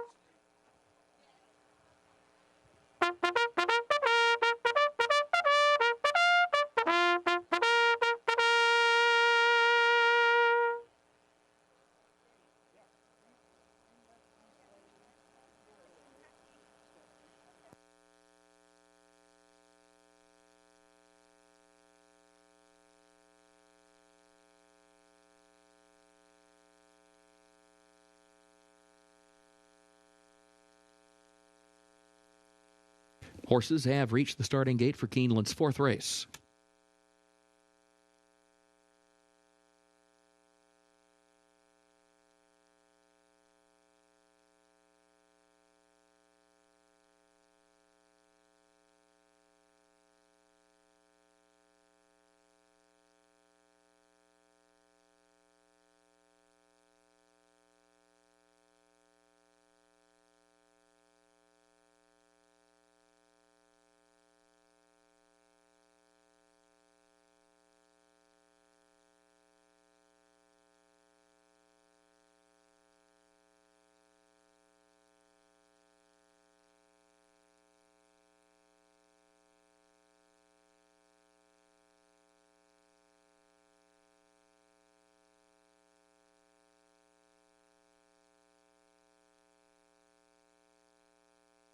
Moving into line, race 4.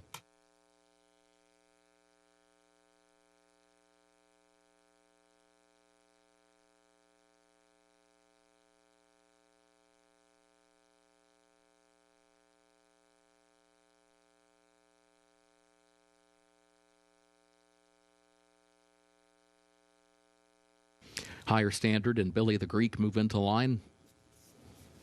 Here's Forgiving Spirit.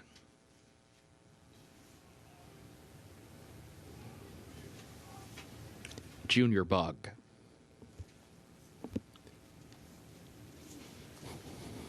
Party Vicious. 2 more to load, uncashed.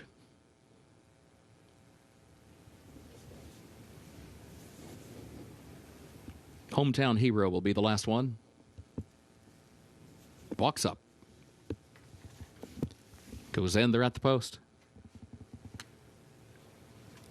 And they're off. There goes Uncashed. Bounds right out for the lead, but has plenty of company. Billy the Greek between horses and Higher Standard right there down to the inside. Higher Standard moves up to challenge Uncashed, who kicks in again from the outside, though. Uncashed clears with the lead. Opens up by 2 lengths. It gets over to the rail well before they move on to the far turn. Billy the Greek is second ahead. Higher Standard is third. Forgiving Spirit is in fourth. Party Vicious is in fifth. Hometown Hero to the inside is sixth. And Junior Bug, last of 7, running nearly 8 lengths off the lead. Uncashed is the leader. Uncashed leads at 2.5 lengths around the far turn, and then Higher Standard second, a half length, and Billy the Greek is third, 22.29 seconds. The time for the opening quarter. Forgiving Spirit fourth is running 5 lengths off the lead. Gap of 3 more to Hometown Hero. Junior Bug on the outside, who's got a lot of ground to make up. Just over a quarter mile to go. They turn for home. Uncashed is the leader. Higher Standard takes aim now, swings to the outside, joined by Billy the Greek, who's right alongside, but they've got to catch Uncashed as they move into the final furlong. Uncashed has the lead by 2.5 lengths. Billy the Greek is running on to still second on the outside. Higher Standard is in third. It is Uncashed, a 16th to go, maintains a 3-length advantage back to Billy the Greek. Uncashed moving on for the wire. Uncashed, Walter Rodriguez aboard Uncashed to win it. Billy the Greek was home second, and then Higher Standard was third.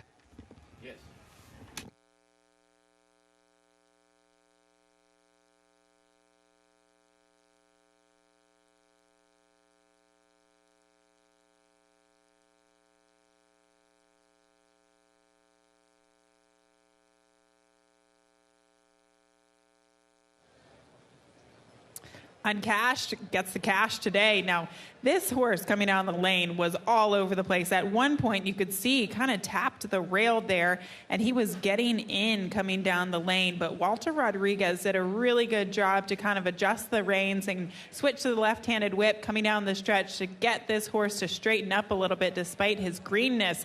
But he hangs on for the win. Obviously, very talented horse, very quick as well. A little quirky, but he gets the win. Uncashed cashes in race number 4, 7-3-1 across the finish.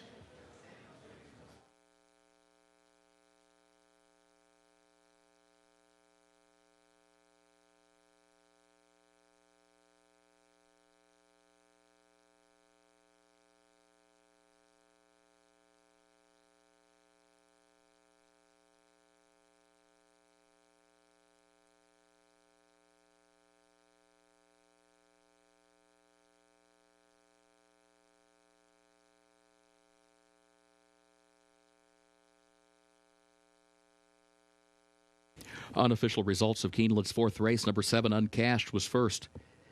Number 3, Billy the Greek, second. Number 1, Higher Standard, third. And number 8, Hometown Hero, fourth. 7-3-1-8, unofficial.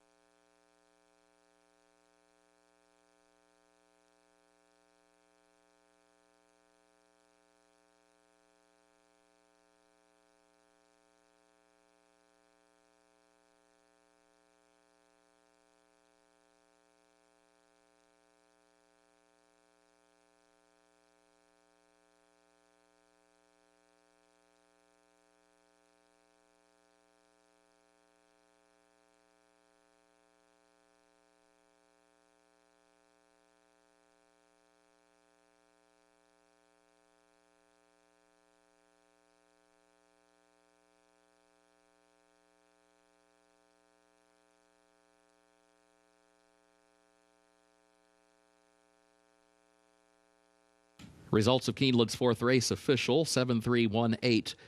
The official results into the winner's circle, number 7, Uncashed. The official winner of race 4, owned by Patricia's Hope LLC of Innsfolia, trained by Larry Ravelli.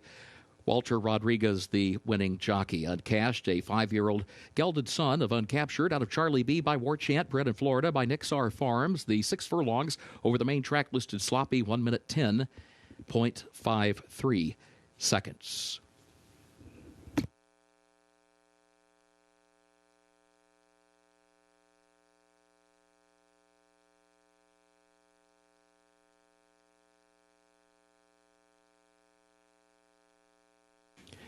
Keeneland's fifth race upcoming, double and pick 3 wagering. Start of the pick 6, no carryover. Start of the Keeneland Turf pick 3, made up of races 5, 8, and 10. The main track is listed sloppy. The turf is yielding, and the rail at 10 feet on the turf course. Scratch number 4, Ghostly Gal. Also scratch the 14, Sandra D. And scratch number 15, Gloriania.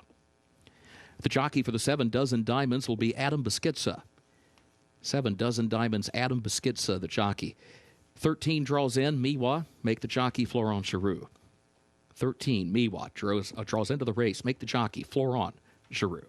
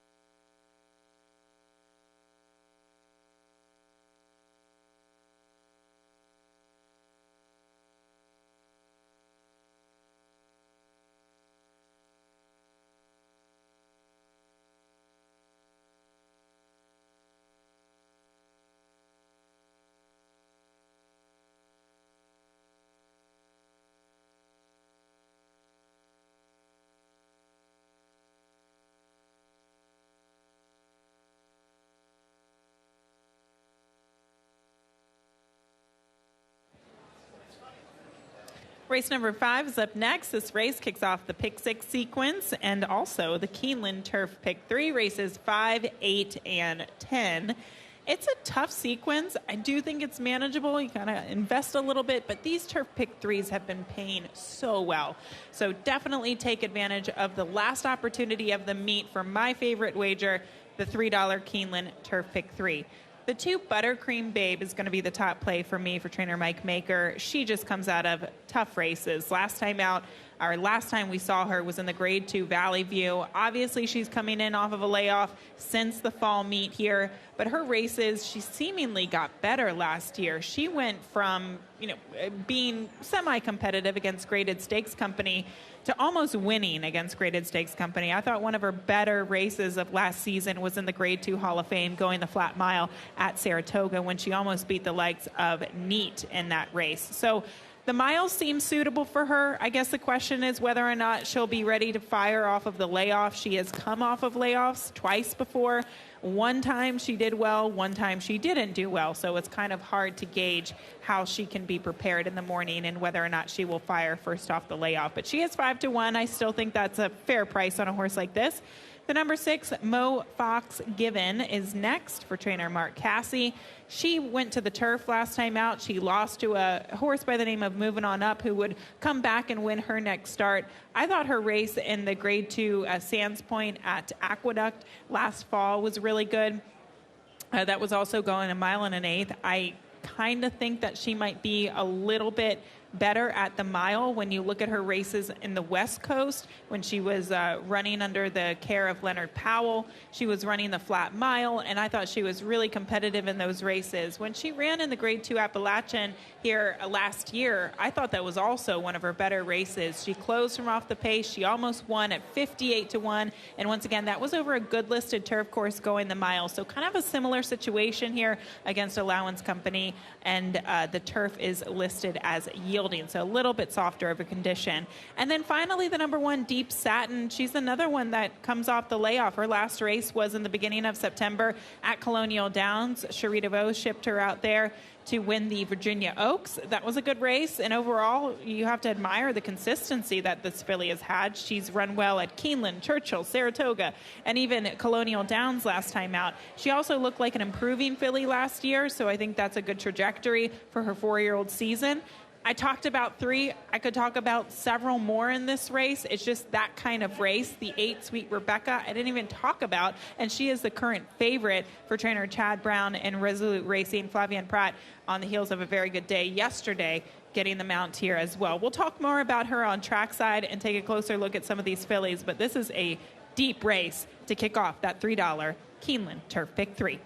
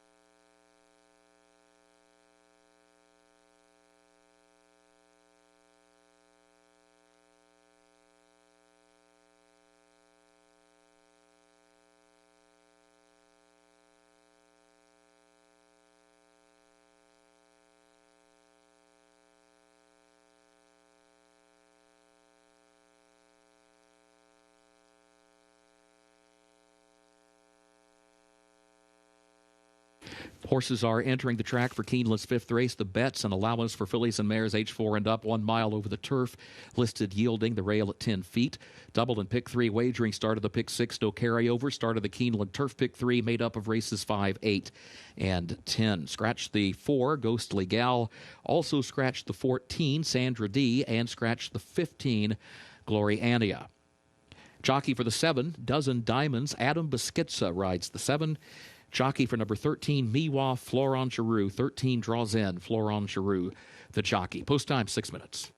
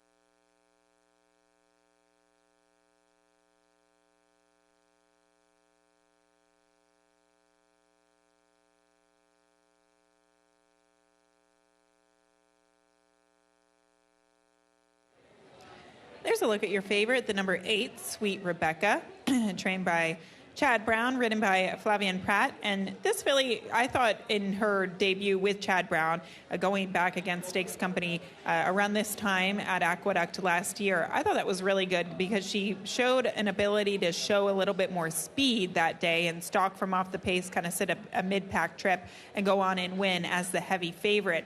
She would come back to be a little disappointing against Graded Stakes Company at Aqueduct again, but I think you could maybe draw a line through that and say that the excuse there was that she doesn't necessarily want to go a mile and an eighth. In the Lake George, though, didn't really finish strongly. I'm hoping that in her 4-year-old season she can come back in a big way, and I hope she gets back to kind of that running style that we saw from her, and she doesn't have too much to do when it's all said and done, maybe sitting just off the pace a length or two. But she does look good and looks pretty fit coming off the layoff there for Chad Brown. The number 9, Pharaoh's Wine. She's a big price at 11-1. I thought she made a lovely appearance today. Dale Roman sends out this filly. He's had a very good meet as well. You can see her on the track right now. But as she was passing, obviously there are some horses that are coming in off layoffs. Some of them look fitter than others. But this filly, you can see that she has that good foundation underneath of her. She got a lot out of that race last time out at Gulfstream Park. She looks fit. She has speed. I guess the question is whether or not she'll take to this type of turf course. The only thing we can look back on and maybe consider is she did run second in the Jessamine a few years back here at Keeneland over good listed ground, so she has taken a liking to at least a little wet of a surface in the past. Obviously it's a little bit tough to compare good listed turf course versus yielding, but she did look great in the paddock. And then finally the 11 Kins Concerto is at a huge price at 30-1 for trainer Josie Carroll, This horse looked so good today. Now, she hasn't been on the turf in quite some time. She, too, is coming off of a layoff. She was one of the fitter-looking horses in here. She does not look like she's coming off a layoff whatsoever. We'll see if that translates to the track today and whether or not she'll be as proficient at the mile as she has been going a little bit longer. Obviously, she's been campaigned. The final couple of races of the season last year was on the synthetic up at Woodbine. Her turf races were fine. She actually finished second to Pounce. You can see Pounce kind of in the running lines of some other runners in here. So I didn't think she was impossible on paper, and I liked her even more after looking at her in the paddock for Josie Carroll. We'll see how this race unfolds as favoritism keeps shifting back and forth between the 1 and the 8. It's that kind of race. We're dealing with 7-2 co-favorites right now as we are 2 minutes away from race number 5.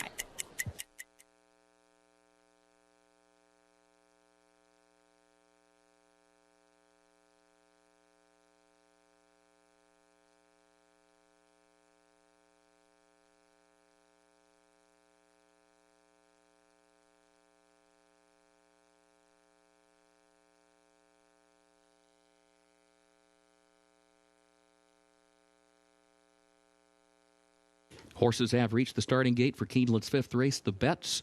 Start of the Pick 6, start of the Keeneland Turf Pick 3.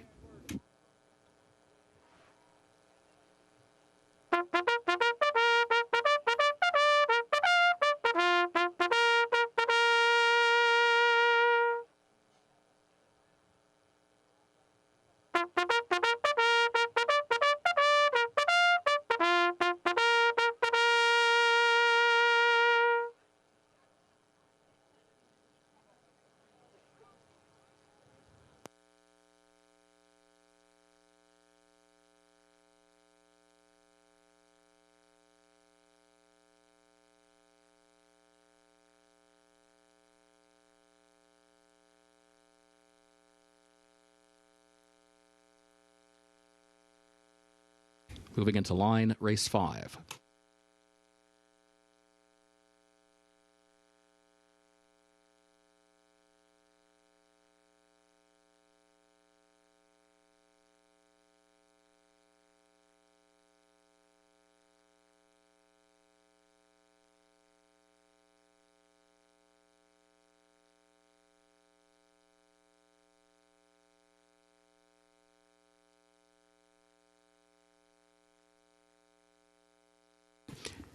Federalism comes forward.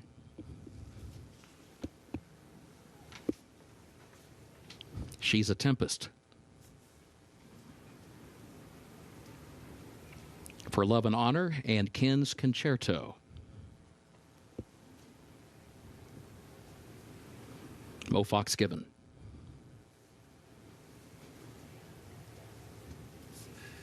Dozen Diamonds and Partir both come forward.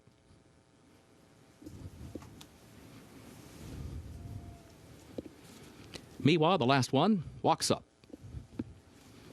Goes in, they're at the post.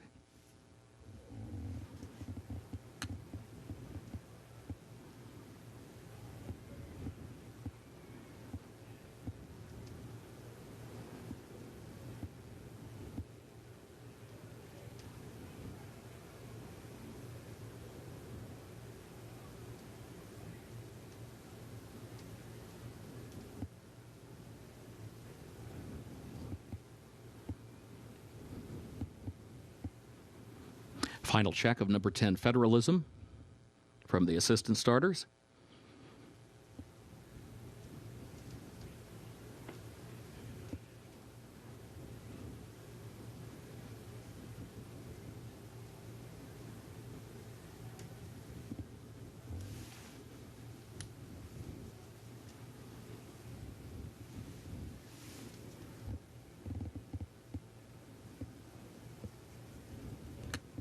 Again, locked up, ready for a start.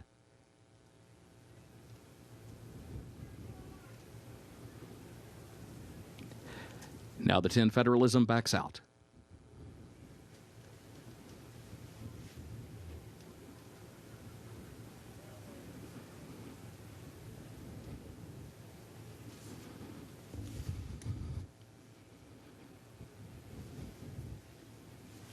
Back into line goes Federalism again at the post.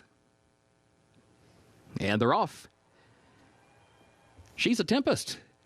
comes right out for the early lead. Pharaoh's Wine is there. Sweet Rebecca between that pair. Deep Satin away running in fourth. Dozen Diamonds fifth. Buttercream Babe is away in sixth. Kin's Concerto seventh upon the outside for Love and Honor goes eighth into the first turn. Mo Fox Given is ninth. Federalism is 10th. Partir 11th. Miwa last to the 12 as they work around the turn with She's a Tempest in front. She's a Tempest against the rail. Leads it by a length. Sweet Rebecca second by a length. Pharaoh's Wine third upon the outside ahead. Deep Satin is fourth back toward the inside. 23.35 seconds the time for the opening quarter. Buttercream Babe is in fifth position just to the inside of Dozen Diamonds, who is in sixth. And then Kin's Concerto is in seventh position. Mo Fox Given is eighth. For Love and Honor ninth. The gap of 3 lengths Federalism. Then Partir. Miwa is at the back as they head on to the far turn. She's a Tempest has been showing the way to this point, 48.62 seconds the time for that first half mile, but Sweet Rebecca's been right there off her flank in second position. Pharaoh's Wine is a wide third. Buttercream Babe is fourth against the rail. Deep Satin is in fifth between horses, 3 lengths off the lead. Dozen Diamonds, a wide sixth on the turn. Kin's Concerto is seventh back toward the inside, and She's a Tempest still the leader as they come off the turn. A quarter mile to go. Sweet Rebecca there to the outside. Buttercream Babe is looking for an opening to the inside. Pharaoh's Wine. Deep Satin is fifth in between horses. Sweet Rebecca has a narrow lead. Mo Fox Given going to run late down the far outside along with Partir. Still got a long way to go to catch Sweet Rebecca, who's got the lead. Deep Satin is second, taking aim, but there's 2 lengths separating the top two. Inside the 16th pole, Sweet Rebecca, Deep Satin in second, then Partir running toward third, followed by Miwa and Mo Fox Given, but at the line, Sweet Rebecca to win it by a long neck over Deep Satin.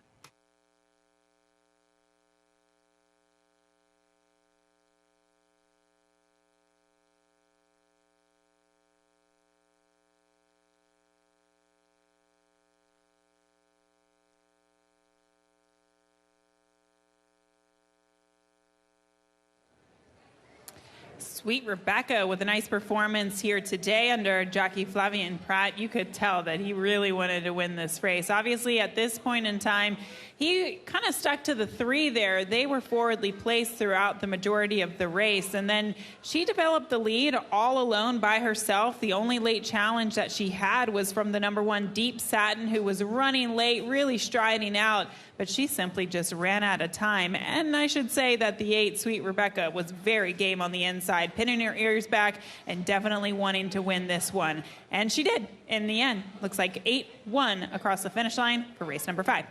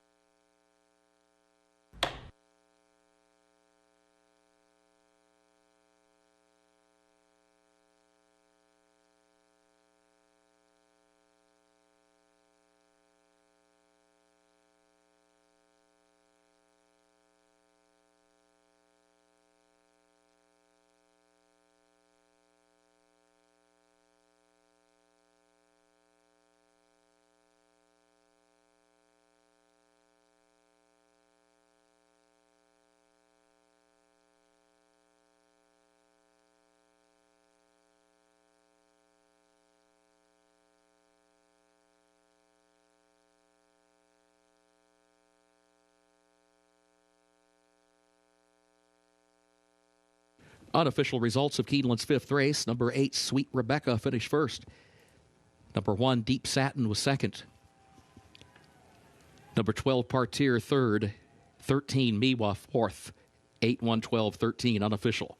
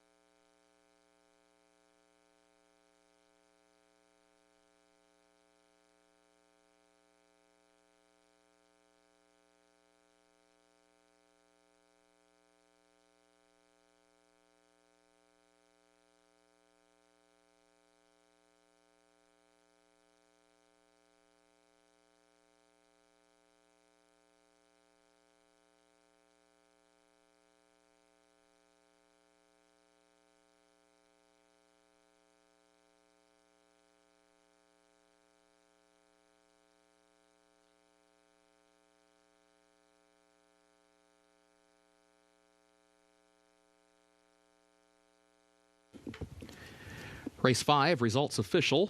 And into the winner's circle, the official winner of the 5th race, the Bets, number 8, Sweet Rebecca. Owned by Resolute Racing of John Stewart. Trained by Chad Brown, the jockey Flavian Pratt. Sweet Rebecca, 4-year-old filly by American Pharaoh out of Sweet and Discreet by Discreet Cat. Bred in Kentucky by Mount Brilliant Farm and Ranch, LLC. Keeneland September graduate gets the mile over the yielding turf in 1 minute 38.58 seconds. And again, the results official 8-1-12-13.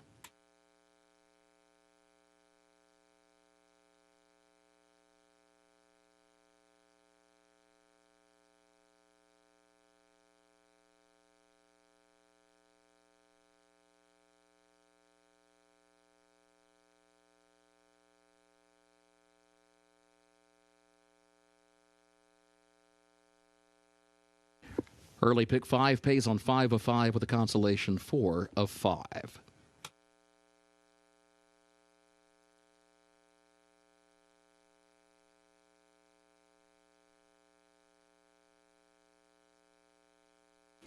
In the winner's circle, the Bets trophy presentation to the connections of Sweet Rebecca.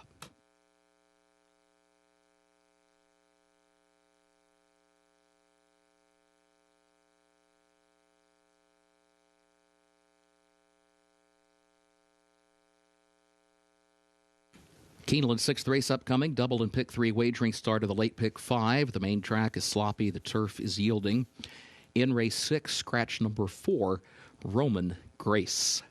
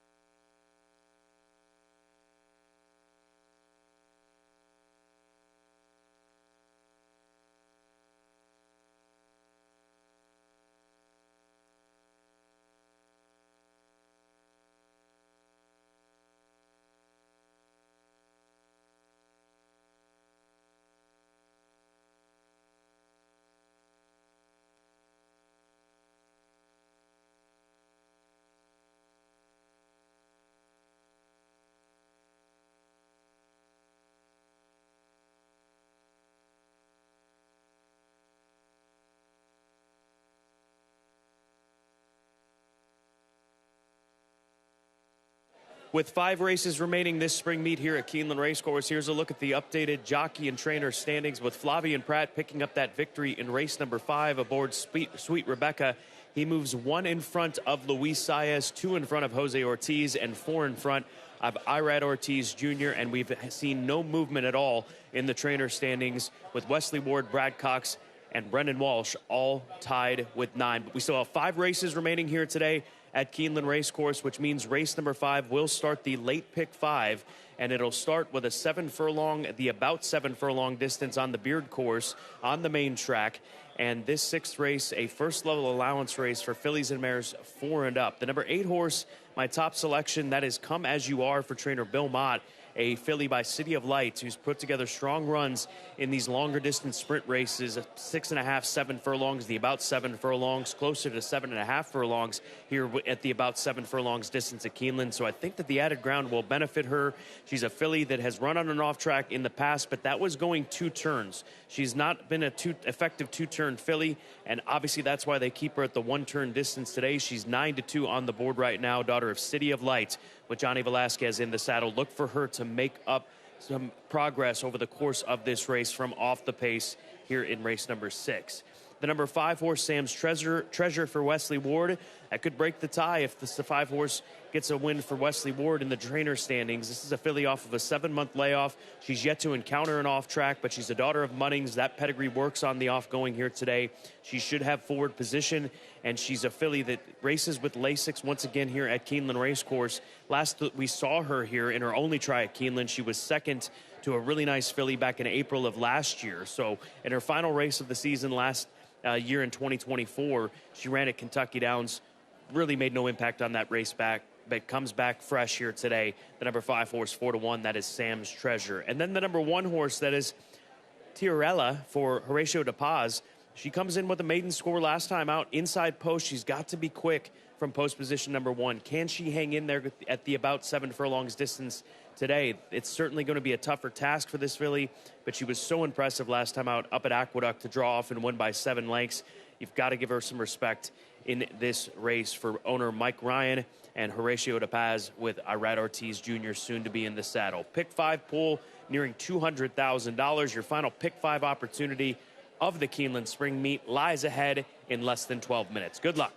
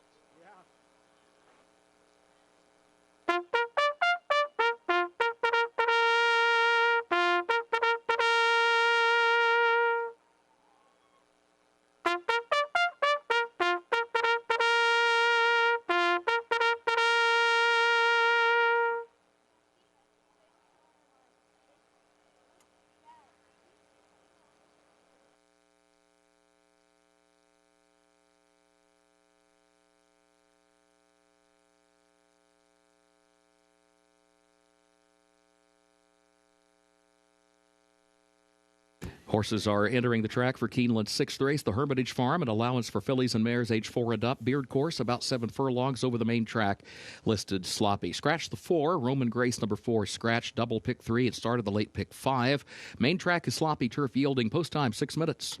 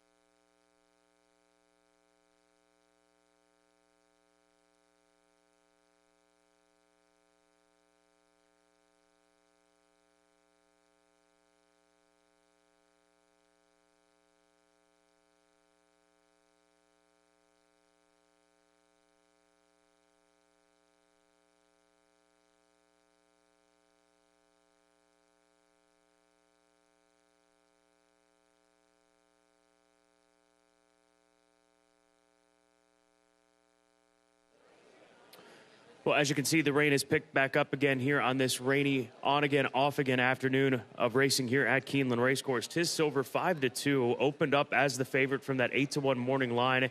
And you heard Gabby Gaudette this morning on Today at Keeneland. And if you didn't, talk glowingly about the performance from this Curlin filly at Turfway Park last time out and how she was running against the trend of speed horses doing so well that evening of racing on the 21st of February. She closed from way, way out of it and made it look very easy with Flavian Pratt in the saddle on February 21st up in Florence, Kentucky. So we'll see how she handles the off track here today. She's run once on the dirt. That was at Santa Anita going a mile. She was a non-factor fifth, beaten 20 lengths, but clearly moved forward from that on the cutback in distance. Can she be as far back? Will she be as far back and close on this sloppy track? We'll find out. She's a well-related filly by Curlin, making her a half-sister to Bravazzo, who made over $2 million. Graded stakes winner for Dwayne Lucas, who won the Grade 2 Risen Star Stakes out of Tizzo Gold. That's the mother of this filly. But Tiz Silver, we'll see how she fares here today on this sloppy main track. Started the late pick 5, pull now over $300,000.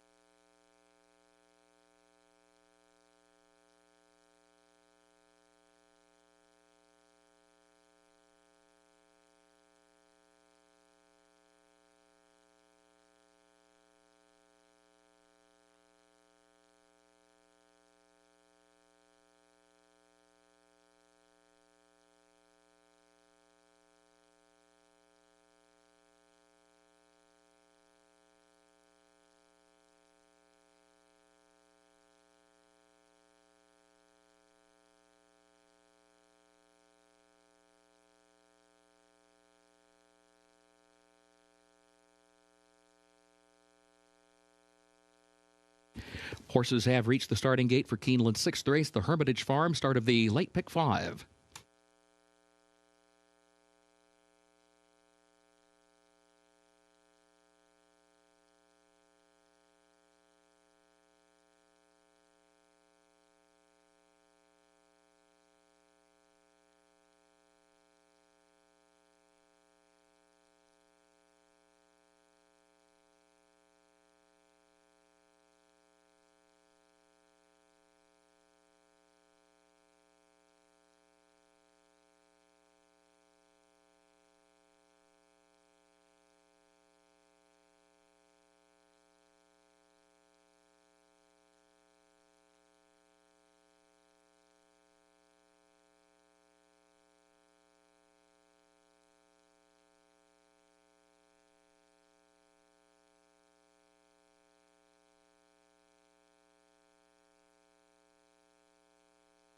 Moving into line, race 6.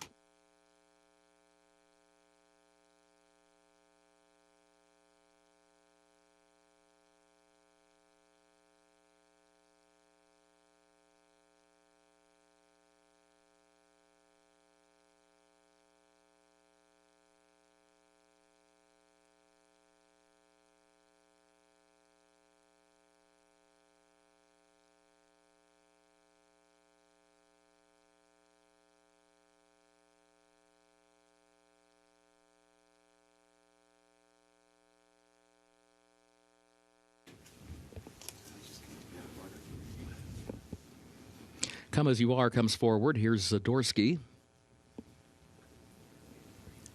Sam's Treasure walks up.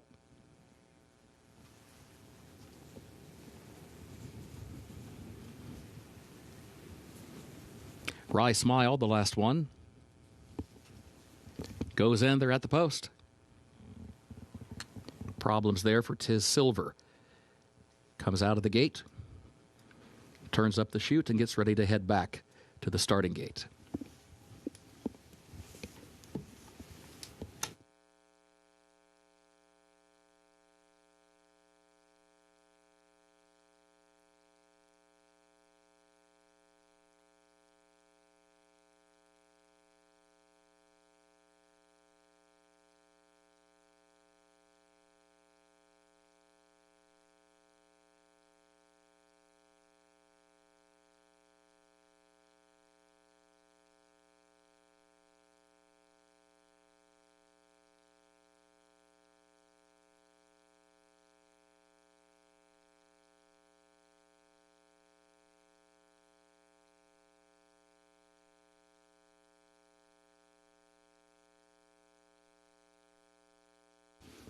Tiarella moves back into line, and now Tiz Silver.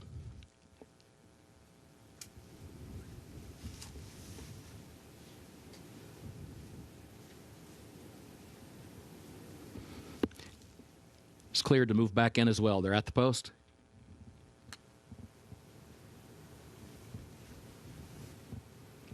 And they're off.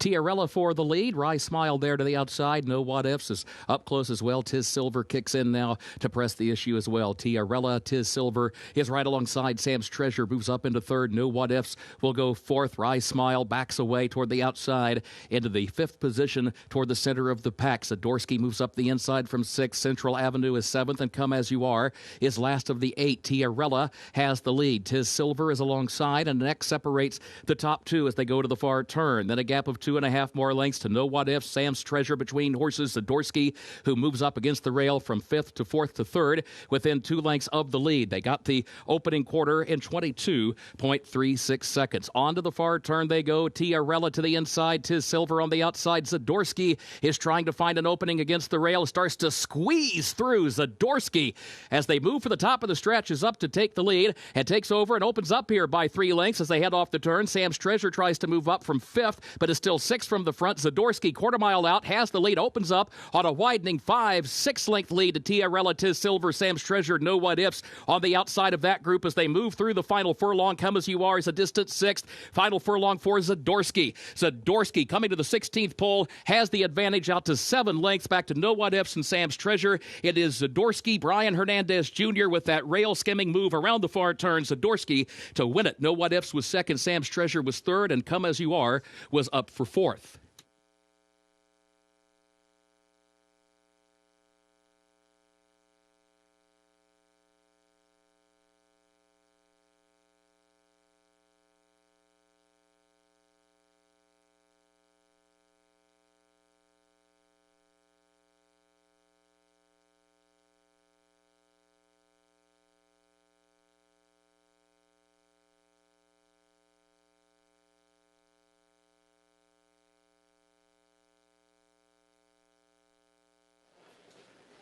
Zadorsky impressing in the driving rainstorm here at Keeneland Racecourse, and Brian Hernandez Jr., he slipped through that very narrow opening to work with, coming around the turn and just went on with it. This filly full of run, and she blows the doors off this field. Zadorsky for Hooley Racing Stable and 2-8 Racing scores at 5-1, 16-1 underneath with the 6, and then the favorite ends up finishing third. 3-6-5-8 unofficial in race number 6.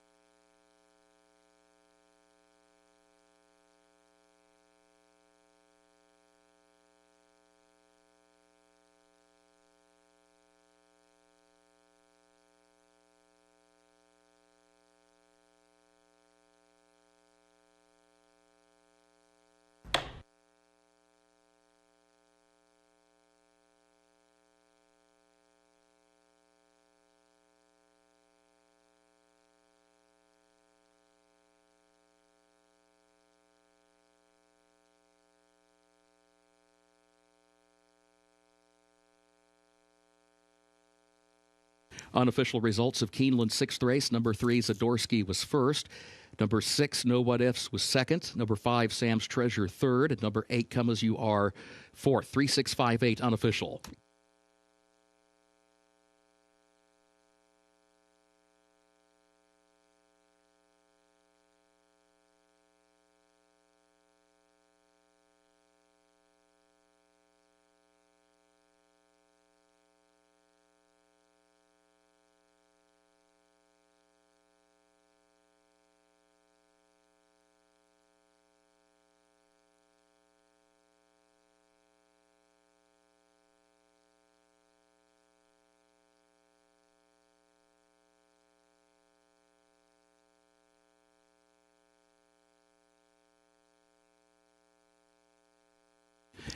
Into the winner's circle for Keeneland's 6th race, the Hermitage Farm, the unofficial winner, number 3, Zadorsky, owned by Hooley Racing Stable LLC of Andrew Hudson, 2-8 Racing LLC of Jason Worth, owned also by Camp Racing Stables LLC of Ryan and Larissa Camp, and owned also by Legion Racing of Travis Durr. The trainer, Whit Beckman. Jockey, Brian Hernandez Jr. Zadorsky, a 4-year-old daughter of Tapiture out of Fingerprint by Competitive Edge, bred in Kentucky by Piece of Heaven Thoroughbreds. Keeneland November graduate, gets the Beard course about 7 furlongs over the sloppy main track in 1 minute 27.34 seconds, and the results are official. 3-6-5-8, the official results.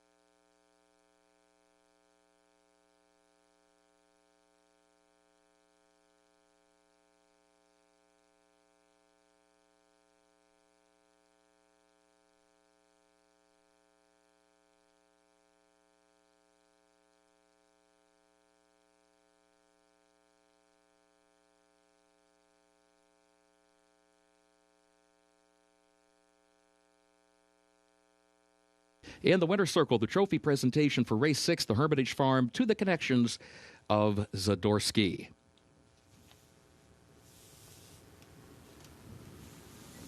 Keeneland's 7th race upcoming, double and pick 3 wagering start of the late pick 4. Main track is sloppy, the turf is yielding. In race 7, scratch the 2 Campaign Trail, scratch number 3 Cruise the Nile, and also scratch the 10 Liam's Lagoon.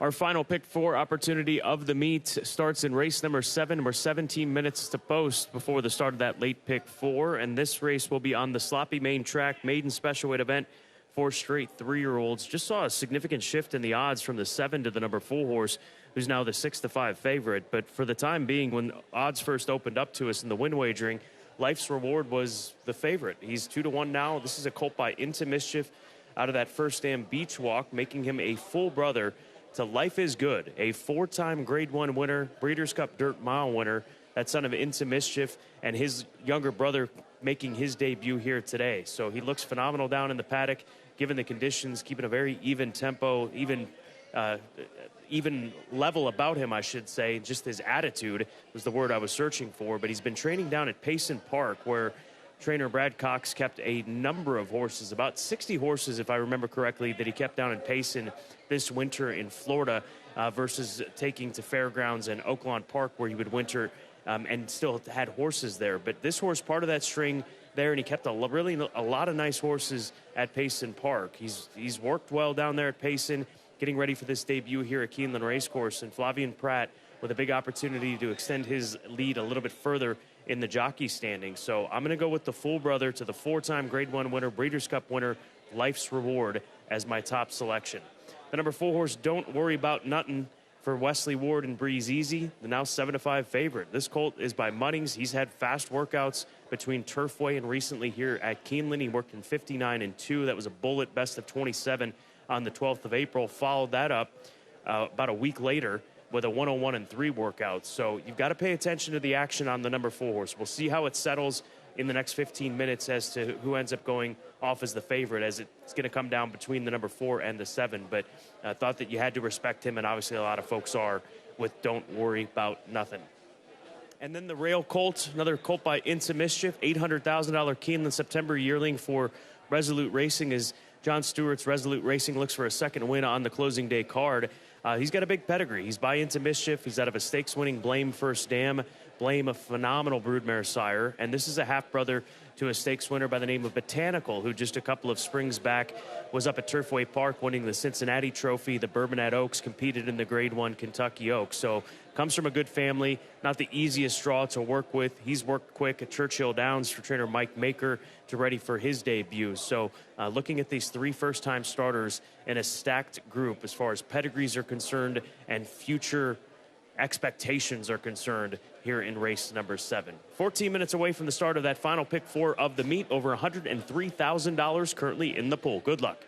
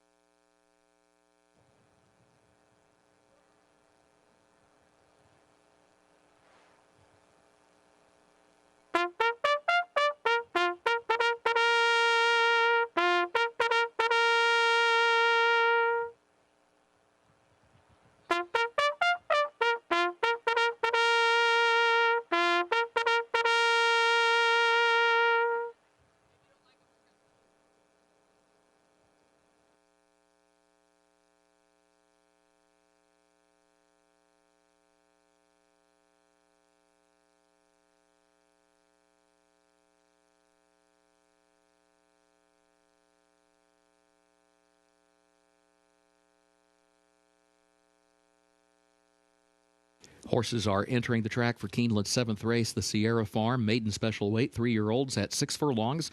Over the main track, listed Sloppy. Double pick 3, started the late pick 4, scratch the 2 Campaign Trail, scratch 3 Cruise the Nile, and scratch the 10 Liam's Lagoon. Main track is Sloppy, turf yielding, post time in 5 minutes.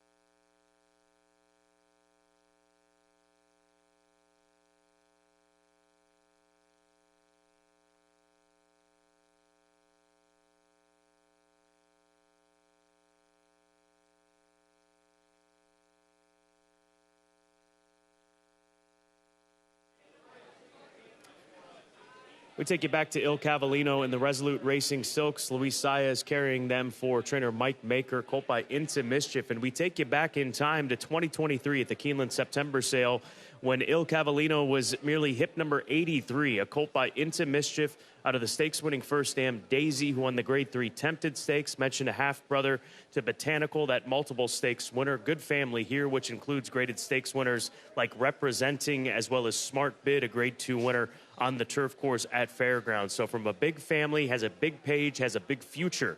A $800,000 Keeneland September yearling that is Il Cavallino with Luis Saez at 4-1. Pick 4 pool growing, nearing $200,000. Less than 3 minutes to play that final pick 4 of the meet.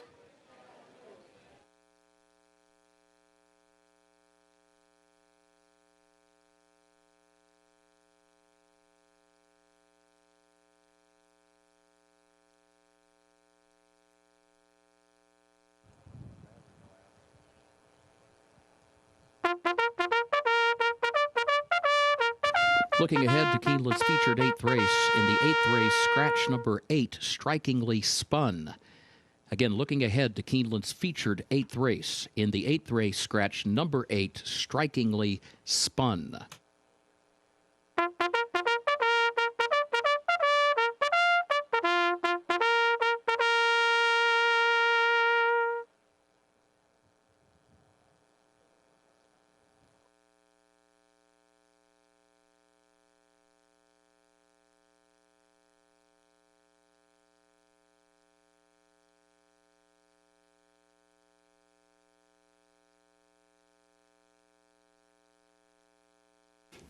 Horses have reached the starting gate for Keeneland's 7th race, the Sierra Farm. Start of the late pick 4.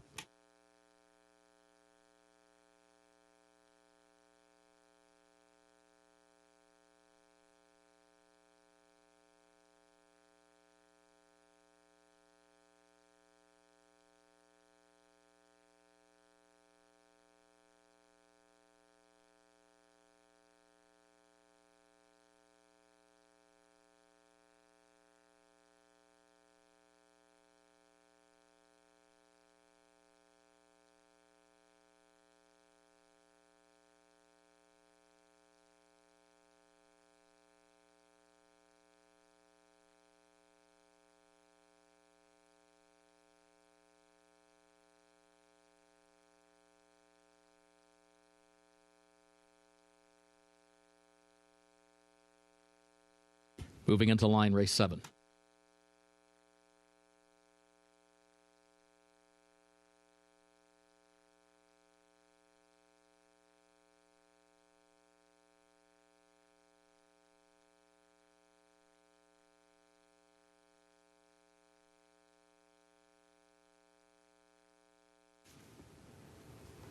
Don't Worry About Nothing comes forward.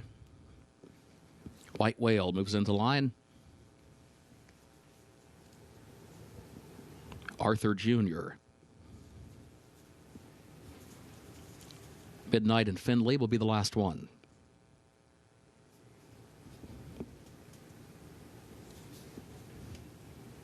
Here is Will to Prepare.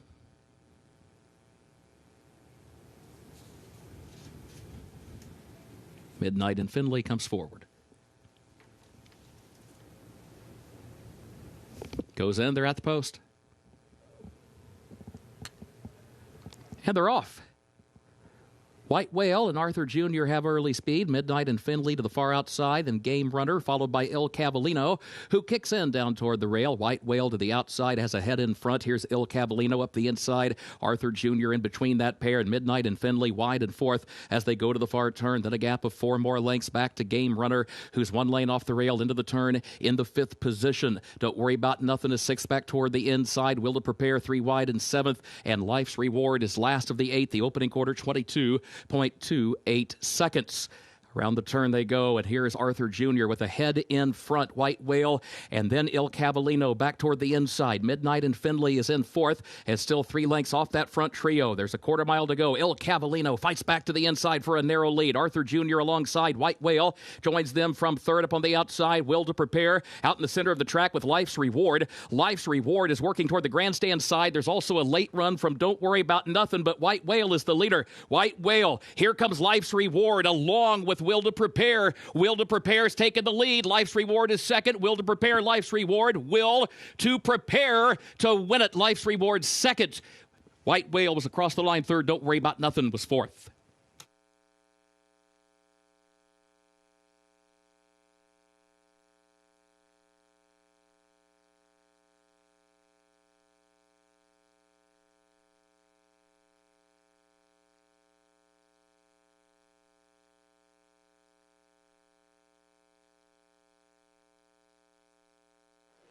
They went fast early, and it set things up for horses that were able to close to do so and take advantage of that. The 7 was rolling down the center of the course. Life's Reward, who was way back early on in this race, but Will to Prepare right here. He just takes a nudge from the 7, and he re-rallies as it looked like the 7 was going to roll on by. How about a 21-1 upset to start the late pick 4 here at Keeneland Racecourse? That is Will to Prepare, the son of champion, game winner.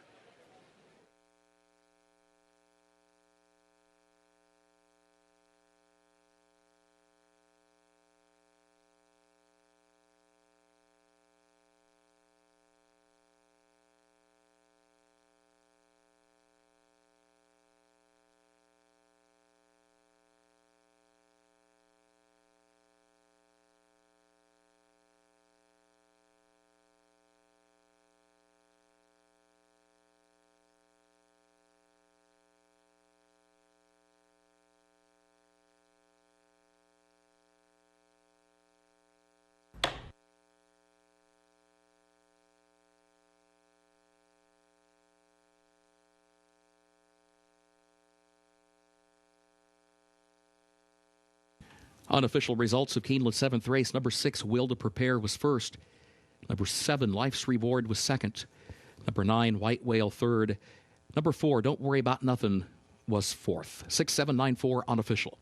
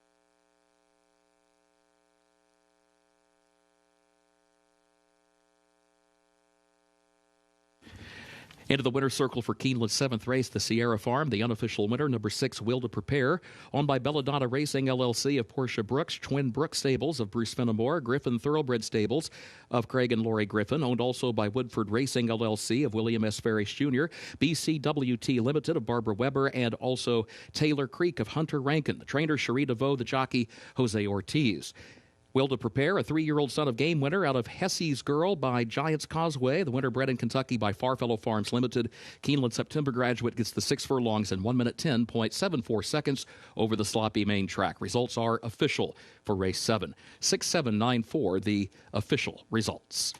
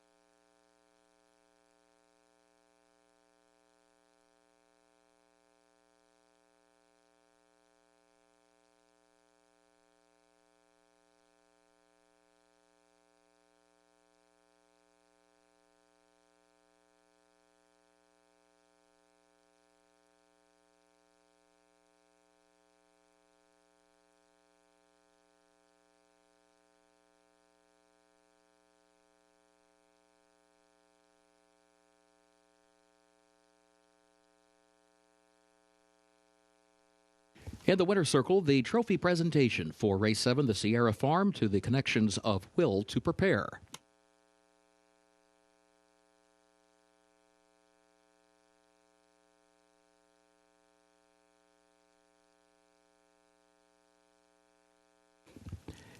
Keeneland's featured 8th race upcoming.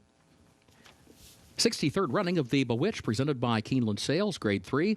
The turf is yielding, the rail at 10 feet. Starts the last of the day's rolling pick 3s. Double wagering also featured here. Scratch the 5, Just Basking, and scratch the 8, Strikingly Spun.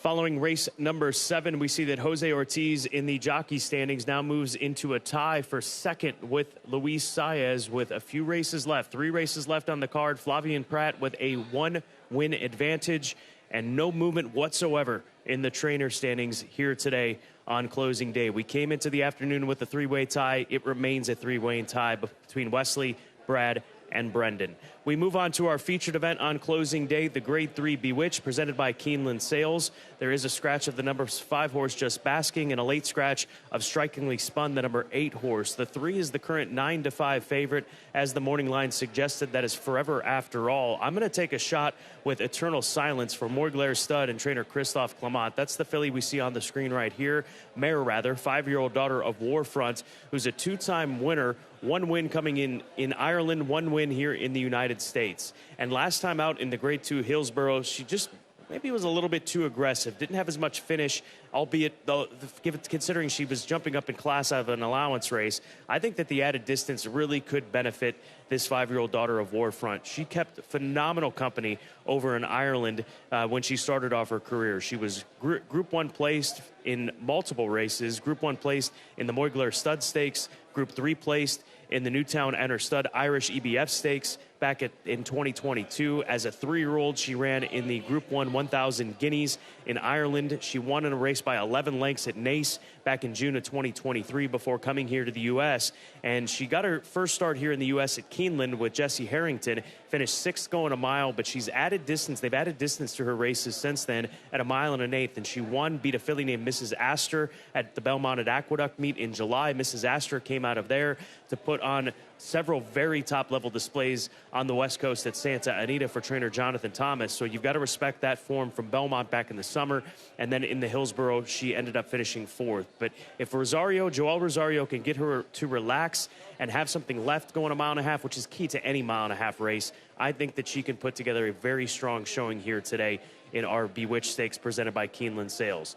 Second choice is the favorite, the 3-horse Forever After All. There's a lot to like about this mare. She's run 23 times, 3 wins, 10 seconds, 2/3. A lot more seconds and thirds combined than wins, but she's run in stakes company throughout most of the last couple of years. Her last 10 starts have all come in graded stakes company. She was Grade 1 placed in the Game League going back to May of 2024 at Santa Anita. She won the La Proviente Stakes at Gulfstream Park in January and was 5th behind Beach Bomb going 1 3/8, maybe having just not enough ground to catch Beach Bomb in the Very One Stakes on the 1st of March. So she is the, I don't want to say proven commodity, most consistent commodity in this race and deserves to be the favorite. And as I say that, she no longer is. The 7 has moved into that position, Eternal Silence. But the consistency for Dixiana Farms for Forever After All will go a long way here today, as she always shows up. And then Immensitude, the number 2 horse, a lawman mare for Wathnan Racing and trainer Bill Mott. She's yet to win since coming to the United States. When she left her native country of France, she left out on a winning note, won a Group 3 at Chantilly, but she's run in stakes company primarily since arriving here. She did finish 3rd in a 3rd-level allowance race in her first start in the U.S. almost a year ago to the date, back in 2024. But she was 2nd in the Very One Stakes. She was 3rd in the Long Island, finished 2nd, beaten just the neck in the Weah Stakes. So a very consistent performer. She gets more ground. We'll see how that suits her. Flavien Prat could have her forward in here, which may be a big benefit because stamina is not going to be an issue for Immensitude for Wathnan Racing. Great race.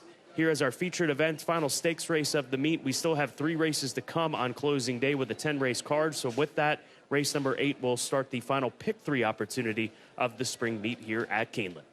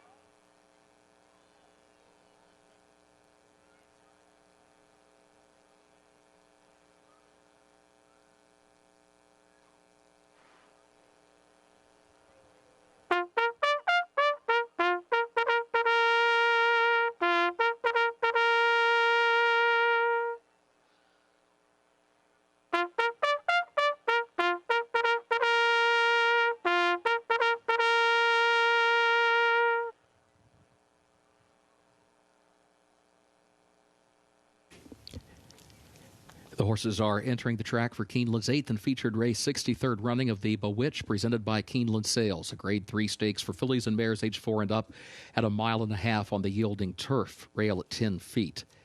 Starts the last of the day's rolling pick threes. Double wagering also is offered. Scratch the 5, just basking, and scratch the 8, strikingly spun. Post time at 7 minutes.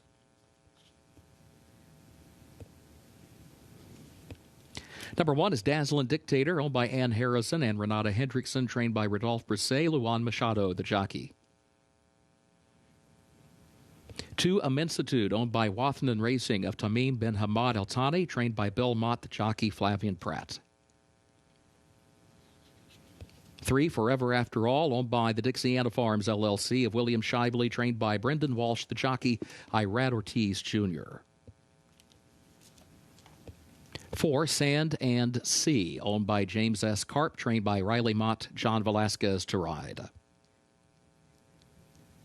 5 is Scratch. 6, Sabalenka, owned by Everything's Cricket Racing of Avram Friedberg, trained by Joe Sharp, the jockey, Jose Ortiz.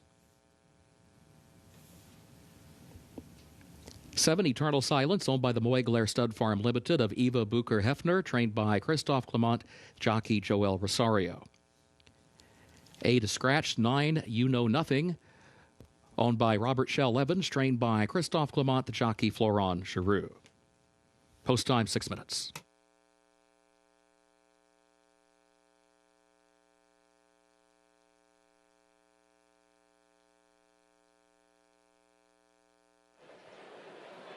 Here's a look at the number 4 horse, Sand and Sea, for trainer Riley Mott, a mare by Liam's Map, who's an 8-time winner from 29 starts. A little warm, but I would imagine that this is on brand with this mare. She's got a lot of speed, and I would expect to see this kind of attitude from a horse that shows speed in these longer distance races, or even in shorter distance races, that she'll go out to 1.5 miles for the 3rd time in her career. But based on the way that she's acting, normally we see in these 1.5 mile races very, very calm horses. And I'm not saying that she's over the top, but certainly caught my eye in the way that she is acting out there and coming through the tunnel as she readies for the Grade 3 Bewitch at 1.5 miles. But Sand and Sea could be a pace factor. Can she get the distance? Can she keep on going on this yielding ground? We will find out. This is a very competitive group getting set to line up in the Grade 3 Bewitch, our closing day feature, the Grade 3 Bewitch, presented by Keeneland Sales.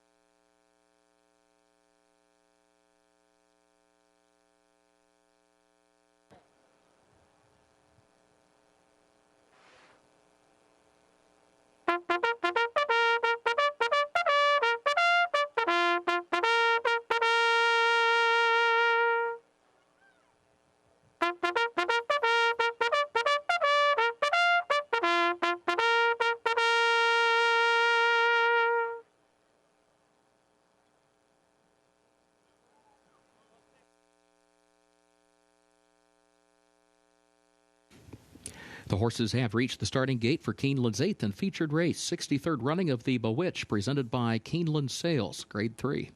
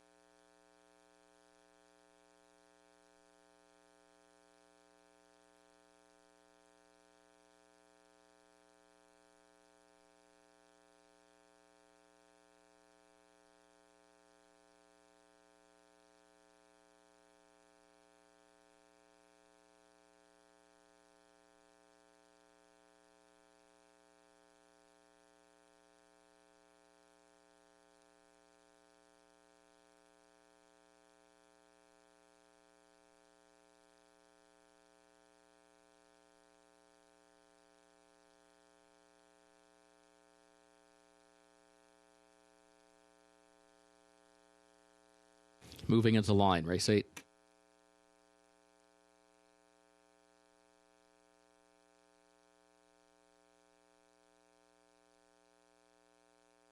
Dazzling Dictator comes forward.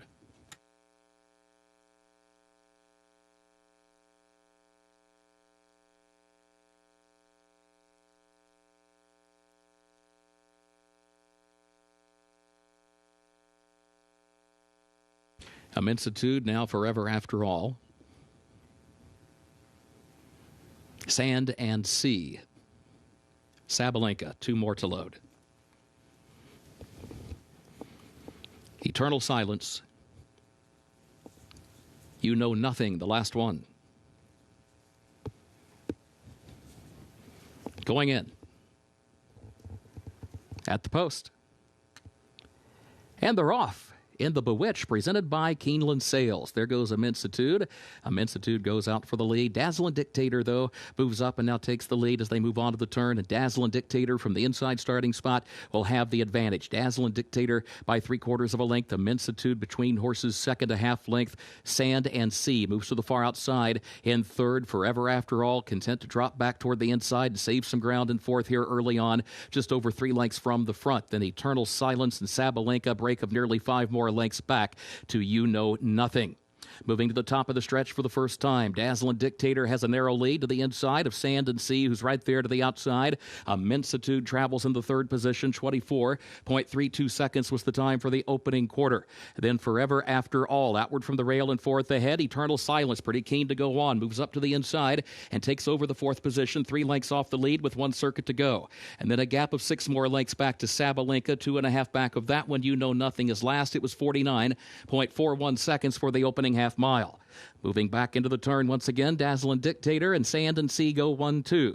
Dazzling Dictator to the inside and Sand and Sea up on the outside. They're separated by less than a length. Immensitude is saving ground to the inside behind that pair in third by just a neck. Forever After All is alongside of her in fourth. Eternal Silence is now in the fifth position and running nearly 4 lengths from the front. Then a gap of just over 3 more back to Sabalenka and 3.5 behind her to You Know Nothing as they reach the midpoint of the back stretch. Sand and Sea from the outside has the lead now by a neck. Dazzling Dictator second to the inside and now responding and now regains the lead a neck. Sand and Sea goes second by 2. Forever After All is third toward the outside. Immensitude moves up to her inside and fourth, 2 lengths off the lead. Eternal Silence looks toward the outside and fifth, 3 lengths from the front. And then Sabalenka and You Know Nothing as they move on to the final turn. Dazzling Dictator, Sand and Sea, they continue their battle for the lead. Forever After All, and then Immensitude back to the inside. Eternal Silence is a wide fifth. Here's Forever After All, just over a quarter mile out, moves to the far outside from third, now to challenge for second and to challenge for the lead and to take the lead off the turn. Forever After All, the leader as they move toward the final furlong of the Bewitch, presented by Keeneland Sales, and she's opening up with every stride. Forever After All with a widening 5, 6, 7 length lead. You Know Nothing and Immensitude are battling for second. Dazzling Dictator, then Eternal Silence in fifth. All of this well behind Forever After All. Irad Ortiz Jr. convincingly in the Bewitch, presented by Keeneland Sales. You Know Nothing was second, Immensitude third, and Dazzling Dictator was fourth.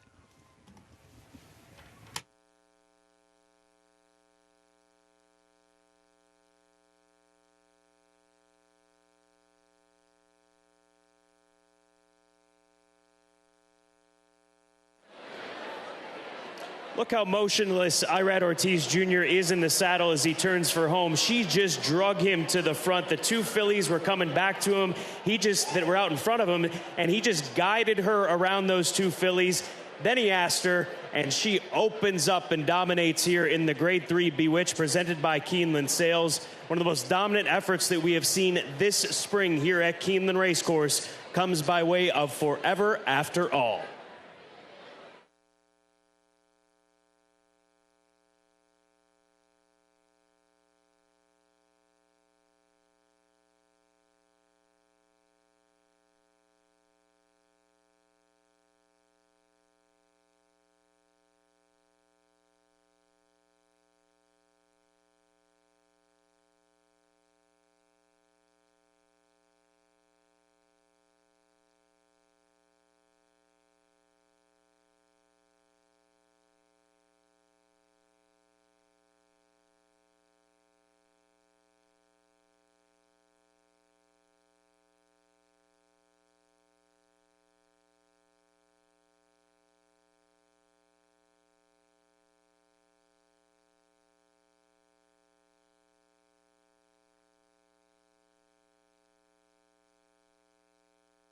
The unofficial results of Keeneland's 8th and featured race, number 3, Forever After All, finished first. Number 9, You Know Nothing, was second. Number 2, Immensitude, was third. And number 1, Dazzling Dictator, fourth. 3921 unofficial.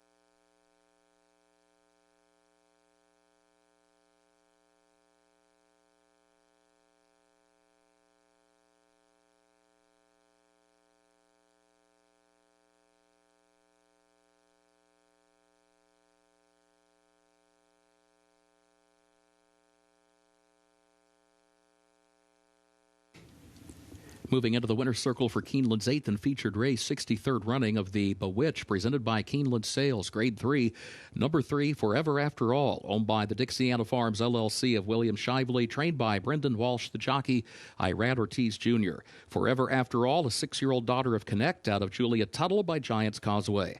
The winner bred in Kentucky by Dixiana Farms LLC. 12 furlongs over the turf, listed yielding 2 minutes 35.56 seconds, a 9-length margin of victory, and the results are official. 3-9-2-1, the official results for race 8.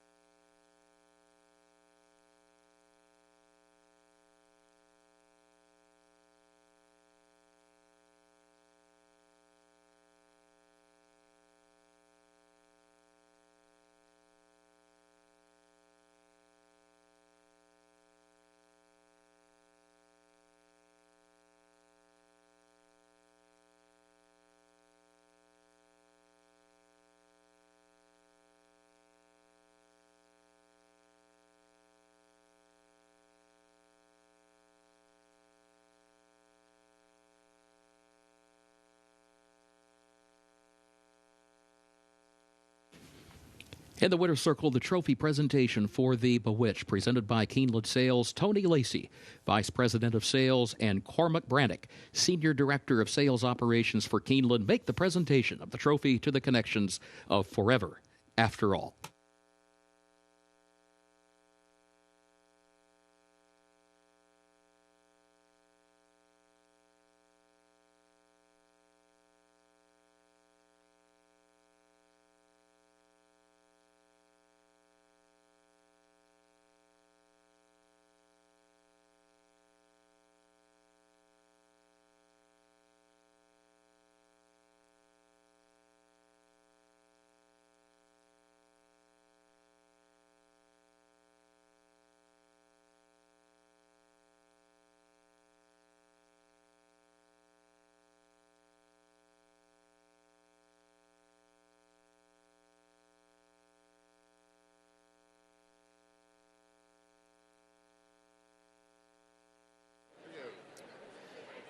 Forever After All, taking the Grade 3 Bewitch Stakes, presented by Keeneland Sales for Dixiana Farm, trainer Brendan Walsh and Irad Ortiz Jr. She was just gliding over this turf course area. She drug you to the front end. What was it about this turf here today and this course here at Keeneland that allowed for her to do what she did? I mean, I just try to follow the instruction on the turf course for her here. I think the turns are much better. She can make you see her. She's a big filly. She got a huge stride on her. I think these turns help him a lot, and she was running a Gulfstream. Probably the firm turf and tight turns don't help him too much, but I think today she was unbelievable. She was very impressive, and I just tried to stay close like Brandon told me before the race, and she was close enough, I think, to get there, and by the 3 post, she started taking her stride, and she do the rest, to be honest. Congratulations. Thank you. Brendan, a 9-length victory in a 1.5-mile turf race. That's not something that's easy to do, is it? No, but she's been improving all year, Scott, like I said earlier, and it was great to see her do that now. It was fantastic. It was great for Mr. Shively and all the team at Dixiana, so it was great. Finding these kinds of turns like we have here at Keeneland, what are some of the options that come to mind for a mare like this? I mean, she's actually in foal. So she was bred about 3-4 weeks ago to Flightline. So we're going to have a limited rest of our time with her, 1, maybe 2 more runs. So we might try and pick out, a race or 2 and maybe try and give her a shot at a Grade 1 if one fits somewhere along the line. She ran 3rd in the Gamely last year in California, maybe something like that, something like the New York maybe. We'll see. There's still a couple of races left, but you're guaranteed at least a share of the training title here at Keeneland Racecourse. Did you expect to come into this meet and have the type of success that you've had so far? No, you never do, Scott, because it's a super tough meet. But you know, it's been great. We've you know, thanks to everybody, you know, the owners who've supplied us with some great horses. But it's a tribute to my staff. You know, they put in great work every day, and it's you know, it's a tribute to them. It's all them. Well done on the team effort, and well done on this graded stakes win on closing day. Thanks very much, Scott. Brendan Walsh and Irad Ortiz Jr. for Dixiana Farm. Forever After All, clearly the best in the Grade 3 Bewitched, presented by Keeneland Sales.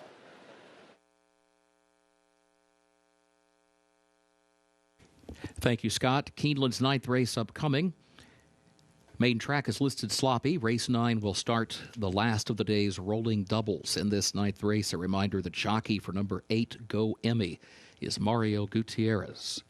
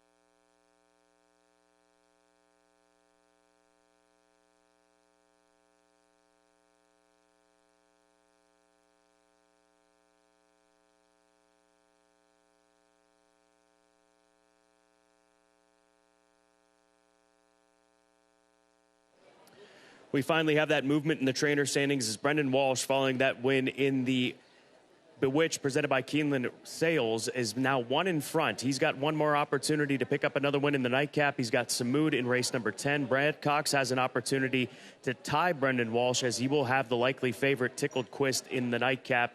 And Flavian Pratt remains one in front of Luis Saez and Jose Ortiz in the jockey standings, coming down to the final two races of the meet for Keeneland Spring 2025. Race number 9, a third-level allowance race at 1 1/8 on the sloppy main track. An unmatched wisdom, even money, a colt by Cairo Prince, who hasn't run in 7 months. His last 2 efforts came in Grade 1 races, the Travers Stakes, the Pennsylvania Derby. He won the Curlin Stakes going 1 1/8 rather. In fact, he's a 2-time winner at this 9-furlong distance. He has won on the off track. It's just a matter of whether he's fully cranked up to go the 1 1/8. Overhearing Chad Brown discuss this colt about this race coming into the afternoon, he would have preferred to gotten a little shorter race to come back in, but this is the hand that has been dealt to him with unmatched wisdom. But if he's anywhere near what we saw from him in his first 3 starts, he is the horse to beat. So at even money, that is where I land here in race number 9 to close out the card, with the late daily double. Races 9 and 10 make up that final double opportunity of the spring meet.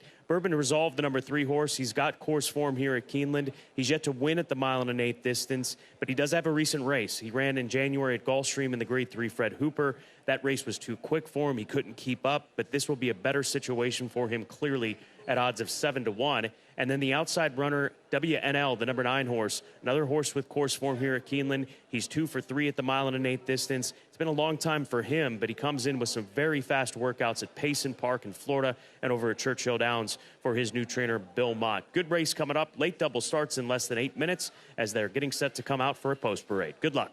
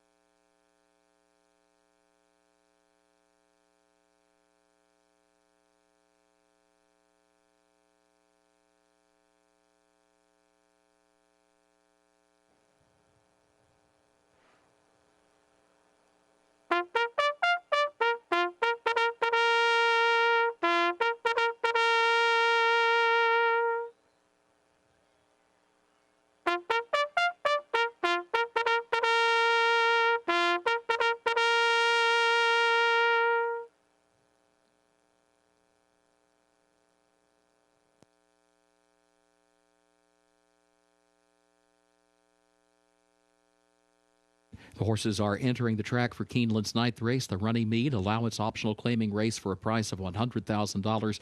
4-year-olds and up, 1 1/8 over the main track, listed sloppy.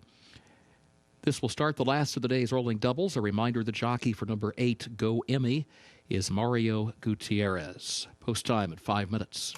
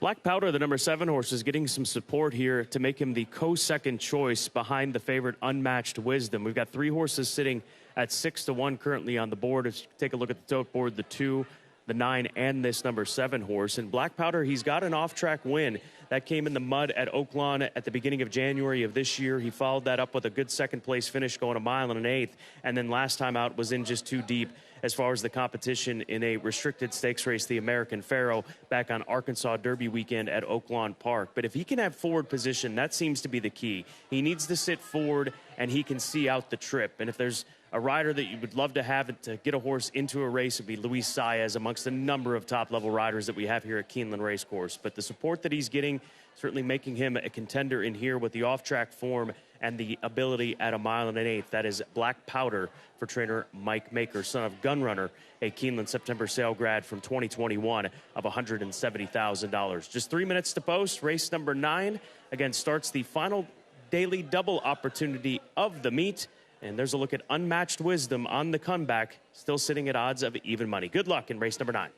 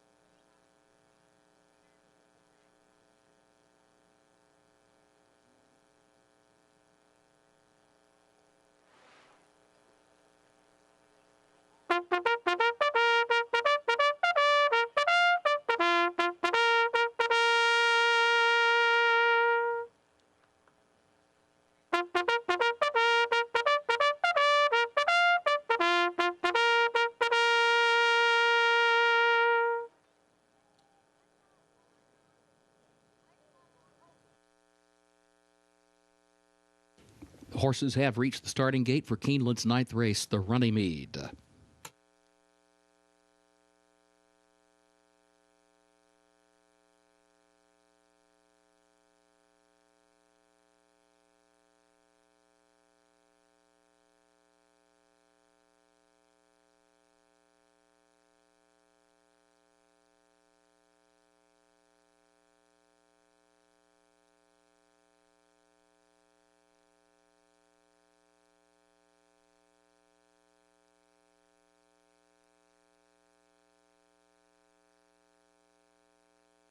Moving into line, 9th race.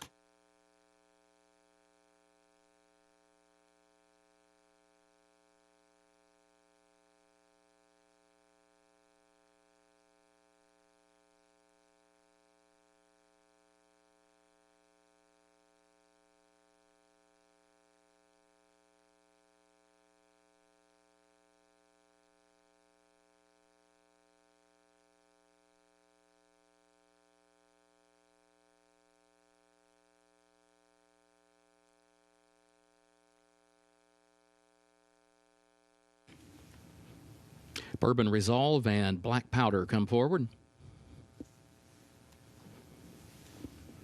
Kuth and Go Emmy.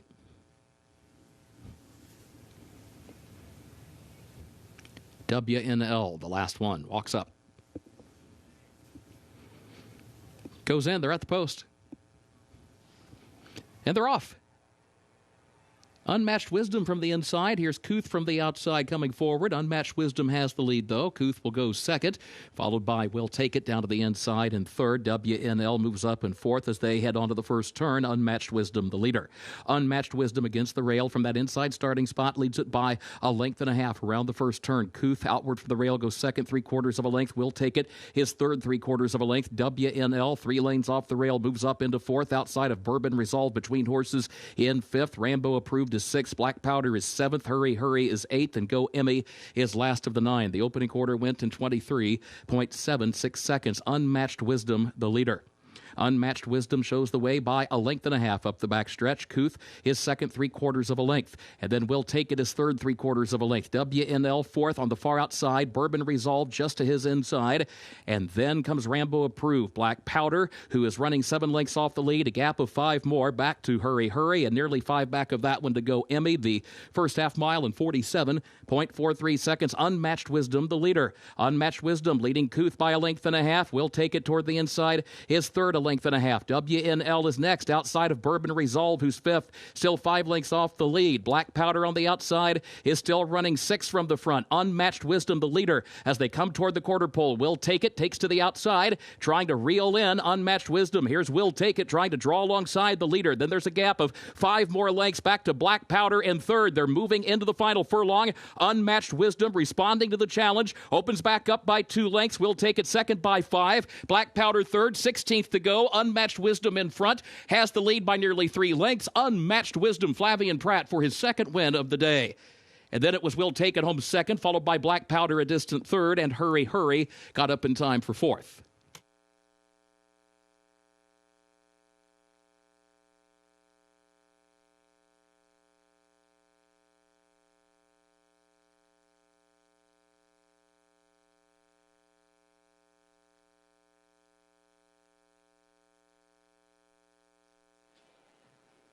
Straight to the front, and that was all she wrote for Unmatched Wisdom. As there you see Flavian Pratt shaking the reins at this son of Cairo Prince, and he'll open up a bit. The 2 was nearest him. Will Take It. He starts to drift out. Final 16th of a mile. I think the layoff started to catch up a little bit, or the left-handed crop from Flavian Pratt. But Unmatched Wisdom, a wonderful comeback race off the 7-month layoff for the previous stakes winner. Congratulations to Chad Brown and the Klarovich stables, and of course Flavian Pratt.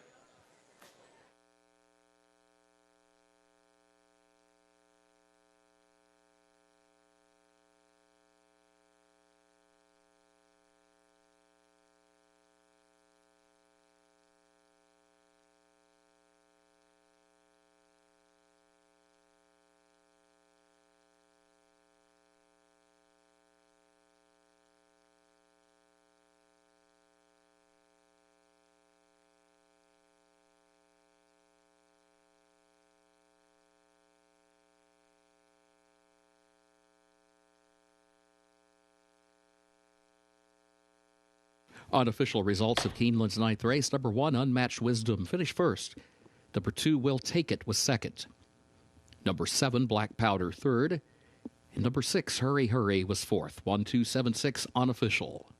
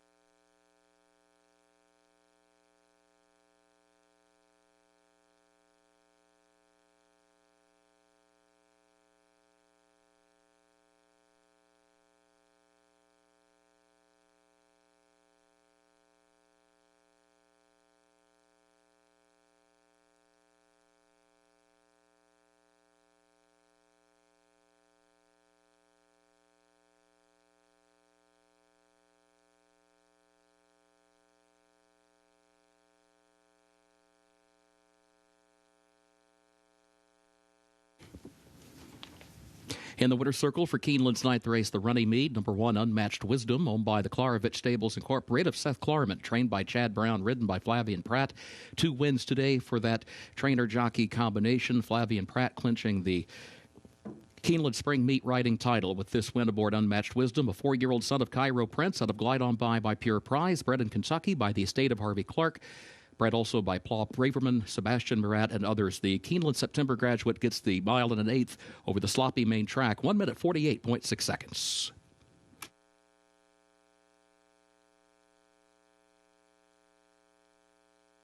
Race 9, results official. 1-2-7-6, the official results.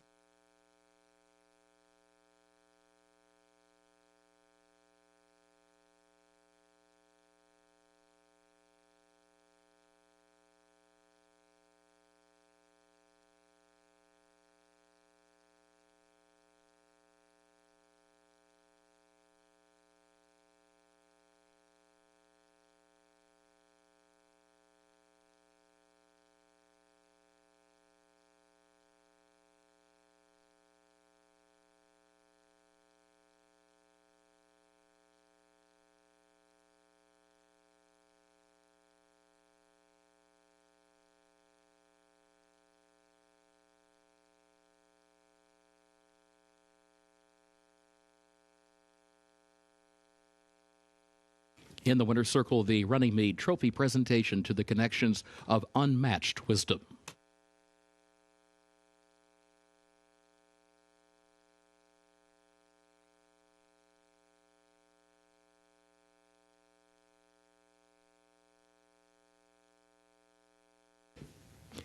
Keeneland's 10th and final race upcoming. No carryover for the Toyota Super High 5. Turf is yielding, rail at 10 feet. Take out the also eligibles 13 through 16. They did not draw into the race. Jockey for the 12 American only will be Flavian Pratt. 12 American only, the jockey Flavian Pratt.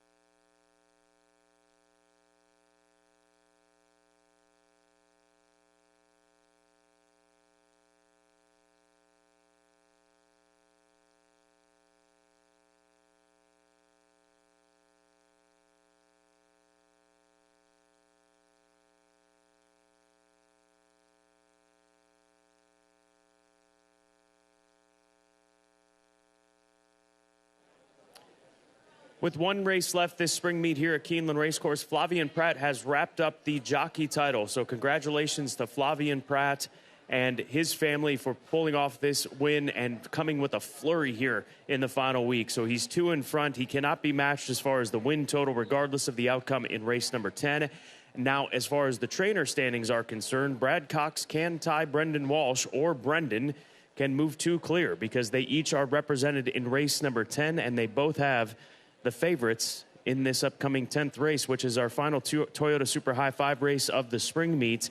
And we'll start with Brad Cox's charge, colt by Nyquist. That is Tickled Quist, the number 7 horse, 5-1. Now, I think that his price will come down, because looking at the will pays coming into the last race for the multi-race exotics, he's a shorter price payoff than that of the 11 horse for what it's worth. So I wouldn't expect 5-1 come post time.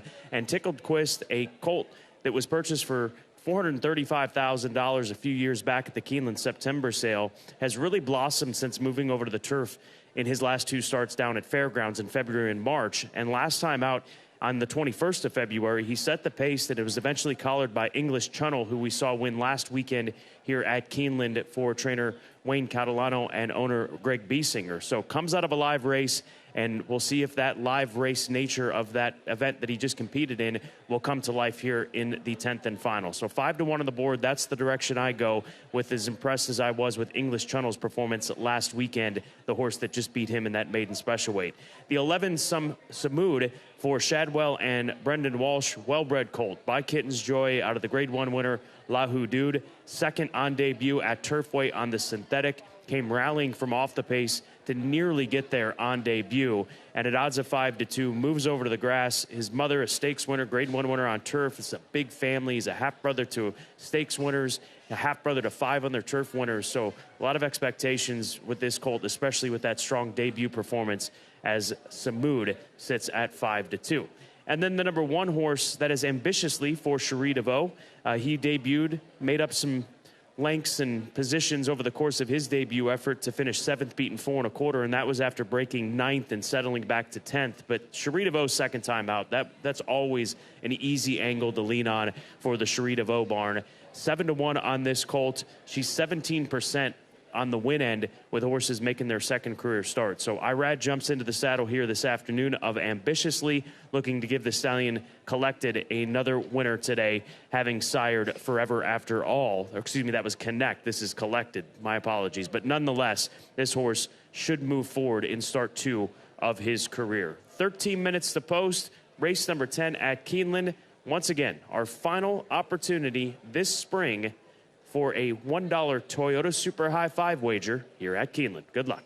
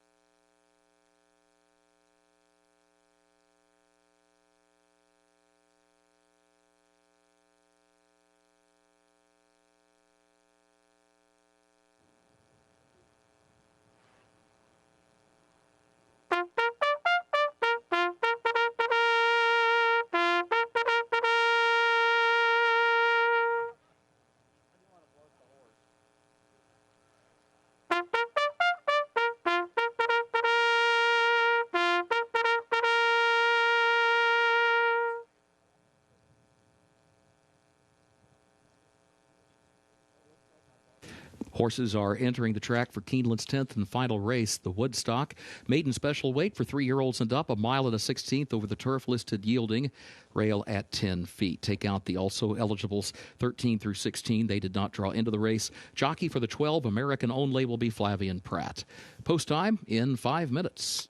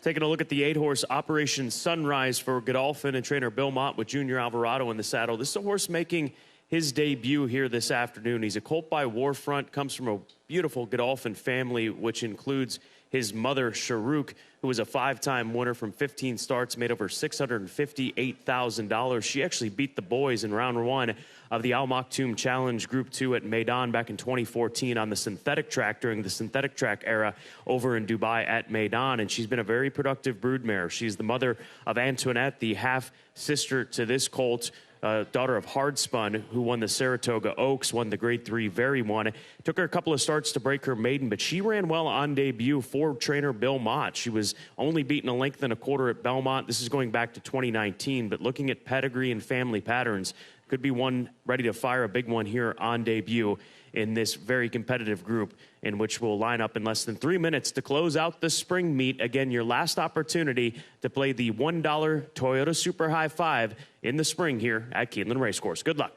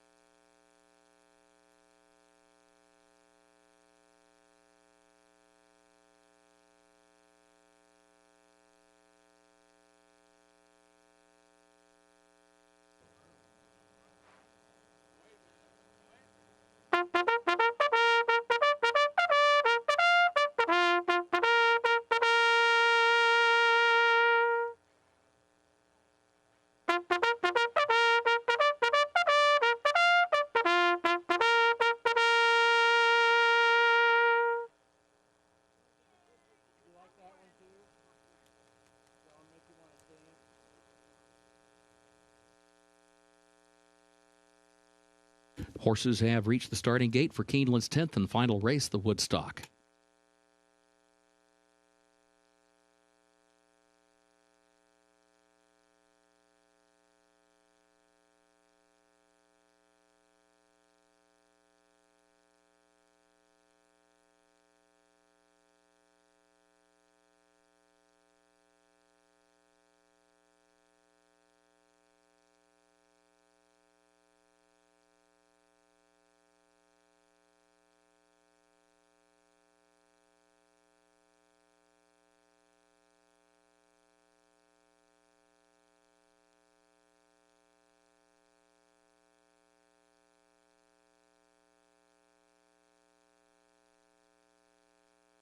Moving into line, race 10.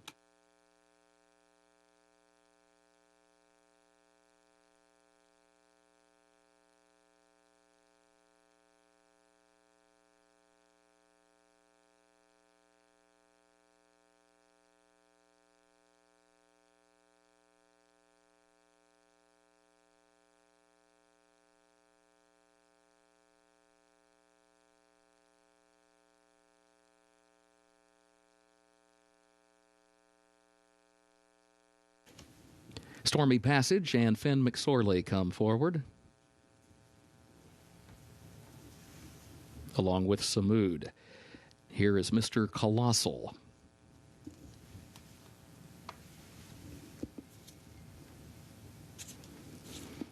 American Only, the last one, walks up, goes in. They're at the post. And they're off. There goes Ambitiously from the inside. Sardes is showing some early speed as well. Tickled Quest is there up on the far outside, and Tickled Quest comes forward now for a narrow lead. Leads it by a neck as they head to the first turn. Ambitiously second, Sardes third, Operation Sunrise fourth, Samud far outside is in the fifth position. And then Tempus Volat between horses is in sixth. Stormy Passage against the rail is in seventh. Mr. Colossal is eighth. American Only is a wide ninth and moves up 2 spots from there. And then further back, Sweet Freedom saves ground toward the inside, but near the back of the pack in 10th. Finn McSorley is 11th. 2 toddies in is last of the 12. Opening quarter went in 23.5 seconds. Up the back stretch, Tickled Quest the leader. Tickled Quest leads it by just 1 length. Operation Sunrise second, 3/4 of a length. Ambitiously third by a length. Samud is fourth up on the outside.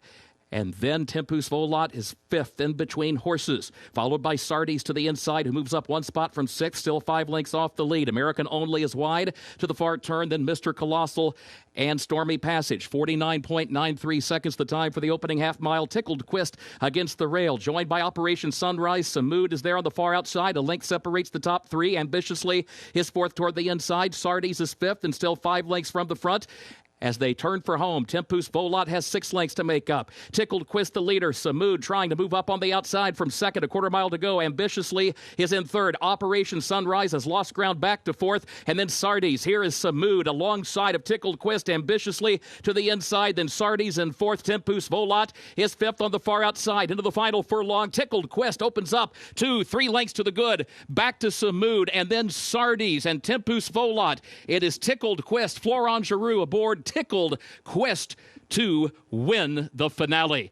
It'll be close for second. It will either be Sardes from the outside or Samud from the inside for that runner-up spot.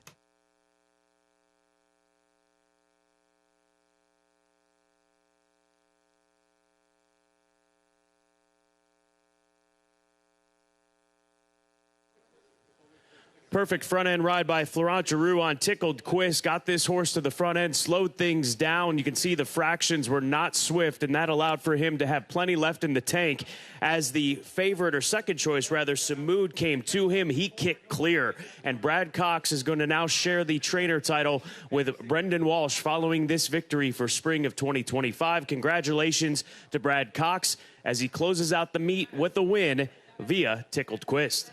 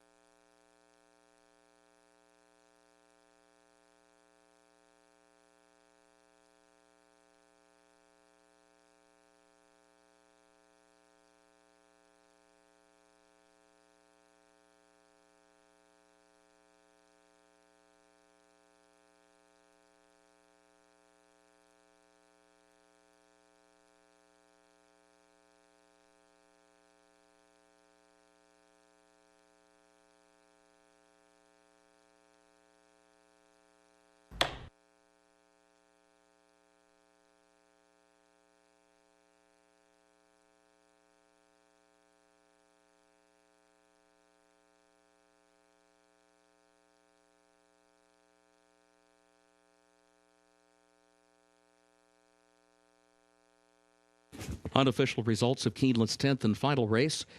Number 7, Tickled Quest, was first. Number 3, Sardis, was second. The 11, Samud, was third. Number 4, Tempus Volat, was fourth. And the 6, Mr. Colossal, was fifth. 7-3, 11-4, 6 unofficial.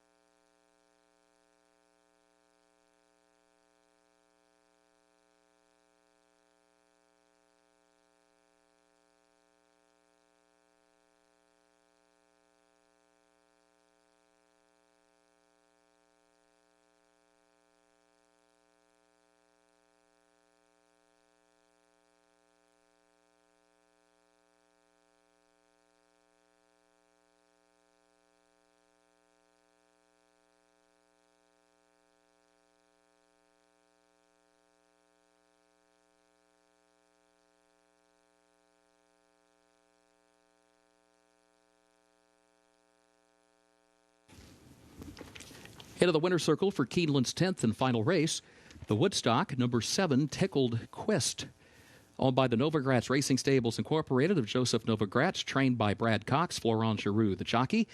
Tickled Quest, a 3-year-old son of Nyquist out of Tickled Pink by Shackelford, the winner bred in Kentucky by Burning Daylight Farms Incorporated and November Hill Farm Incorporated. Keeneland sales graduate gets the 1 mile and a 16th over the turf, yielding today 1 minute 47.71 seconds. Brad Cox with that victory will tie Brendan Walsh for honors as leading trainer for Keeneland's spring meeting.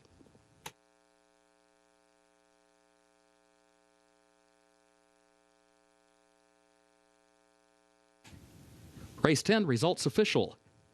7-3, 11-4, 6, the official results.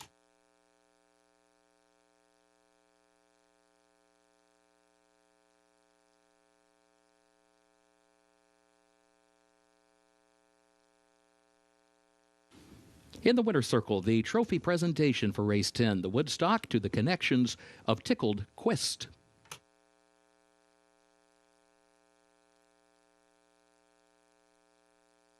Pick 6 pays on 6 of 6 with a consolation 5 of 6. The late pick 5 on 5 of 5 with a consolation 4 of 5. The sports bar and the mezzanine bar remain open for another 10 minutes. You may advance wager any races occurring after that time. And we invite you to join us next door at the Sales Pavilion for the April Select Horses of Racing Age sale, which gets underway at 6:30 p.m. local Eastern Time.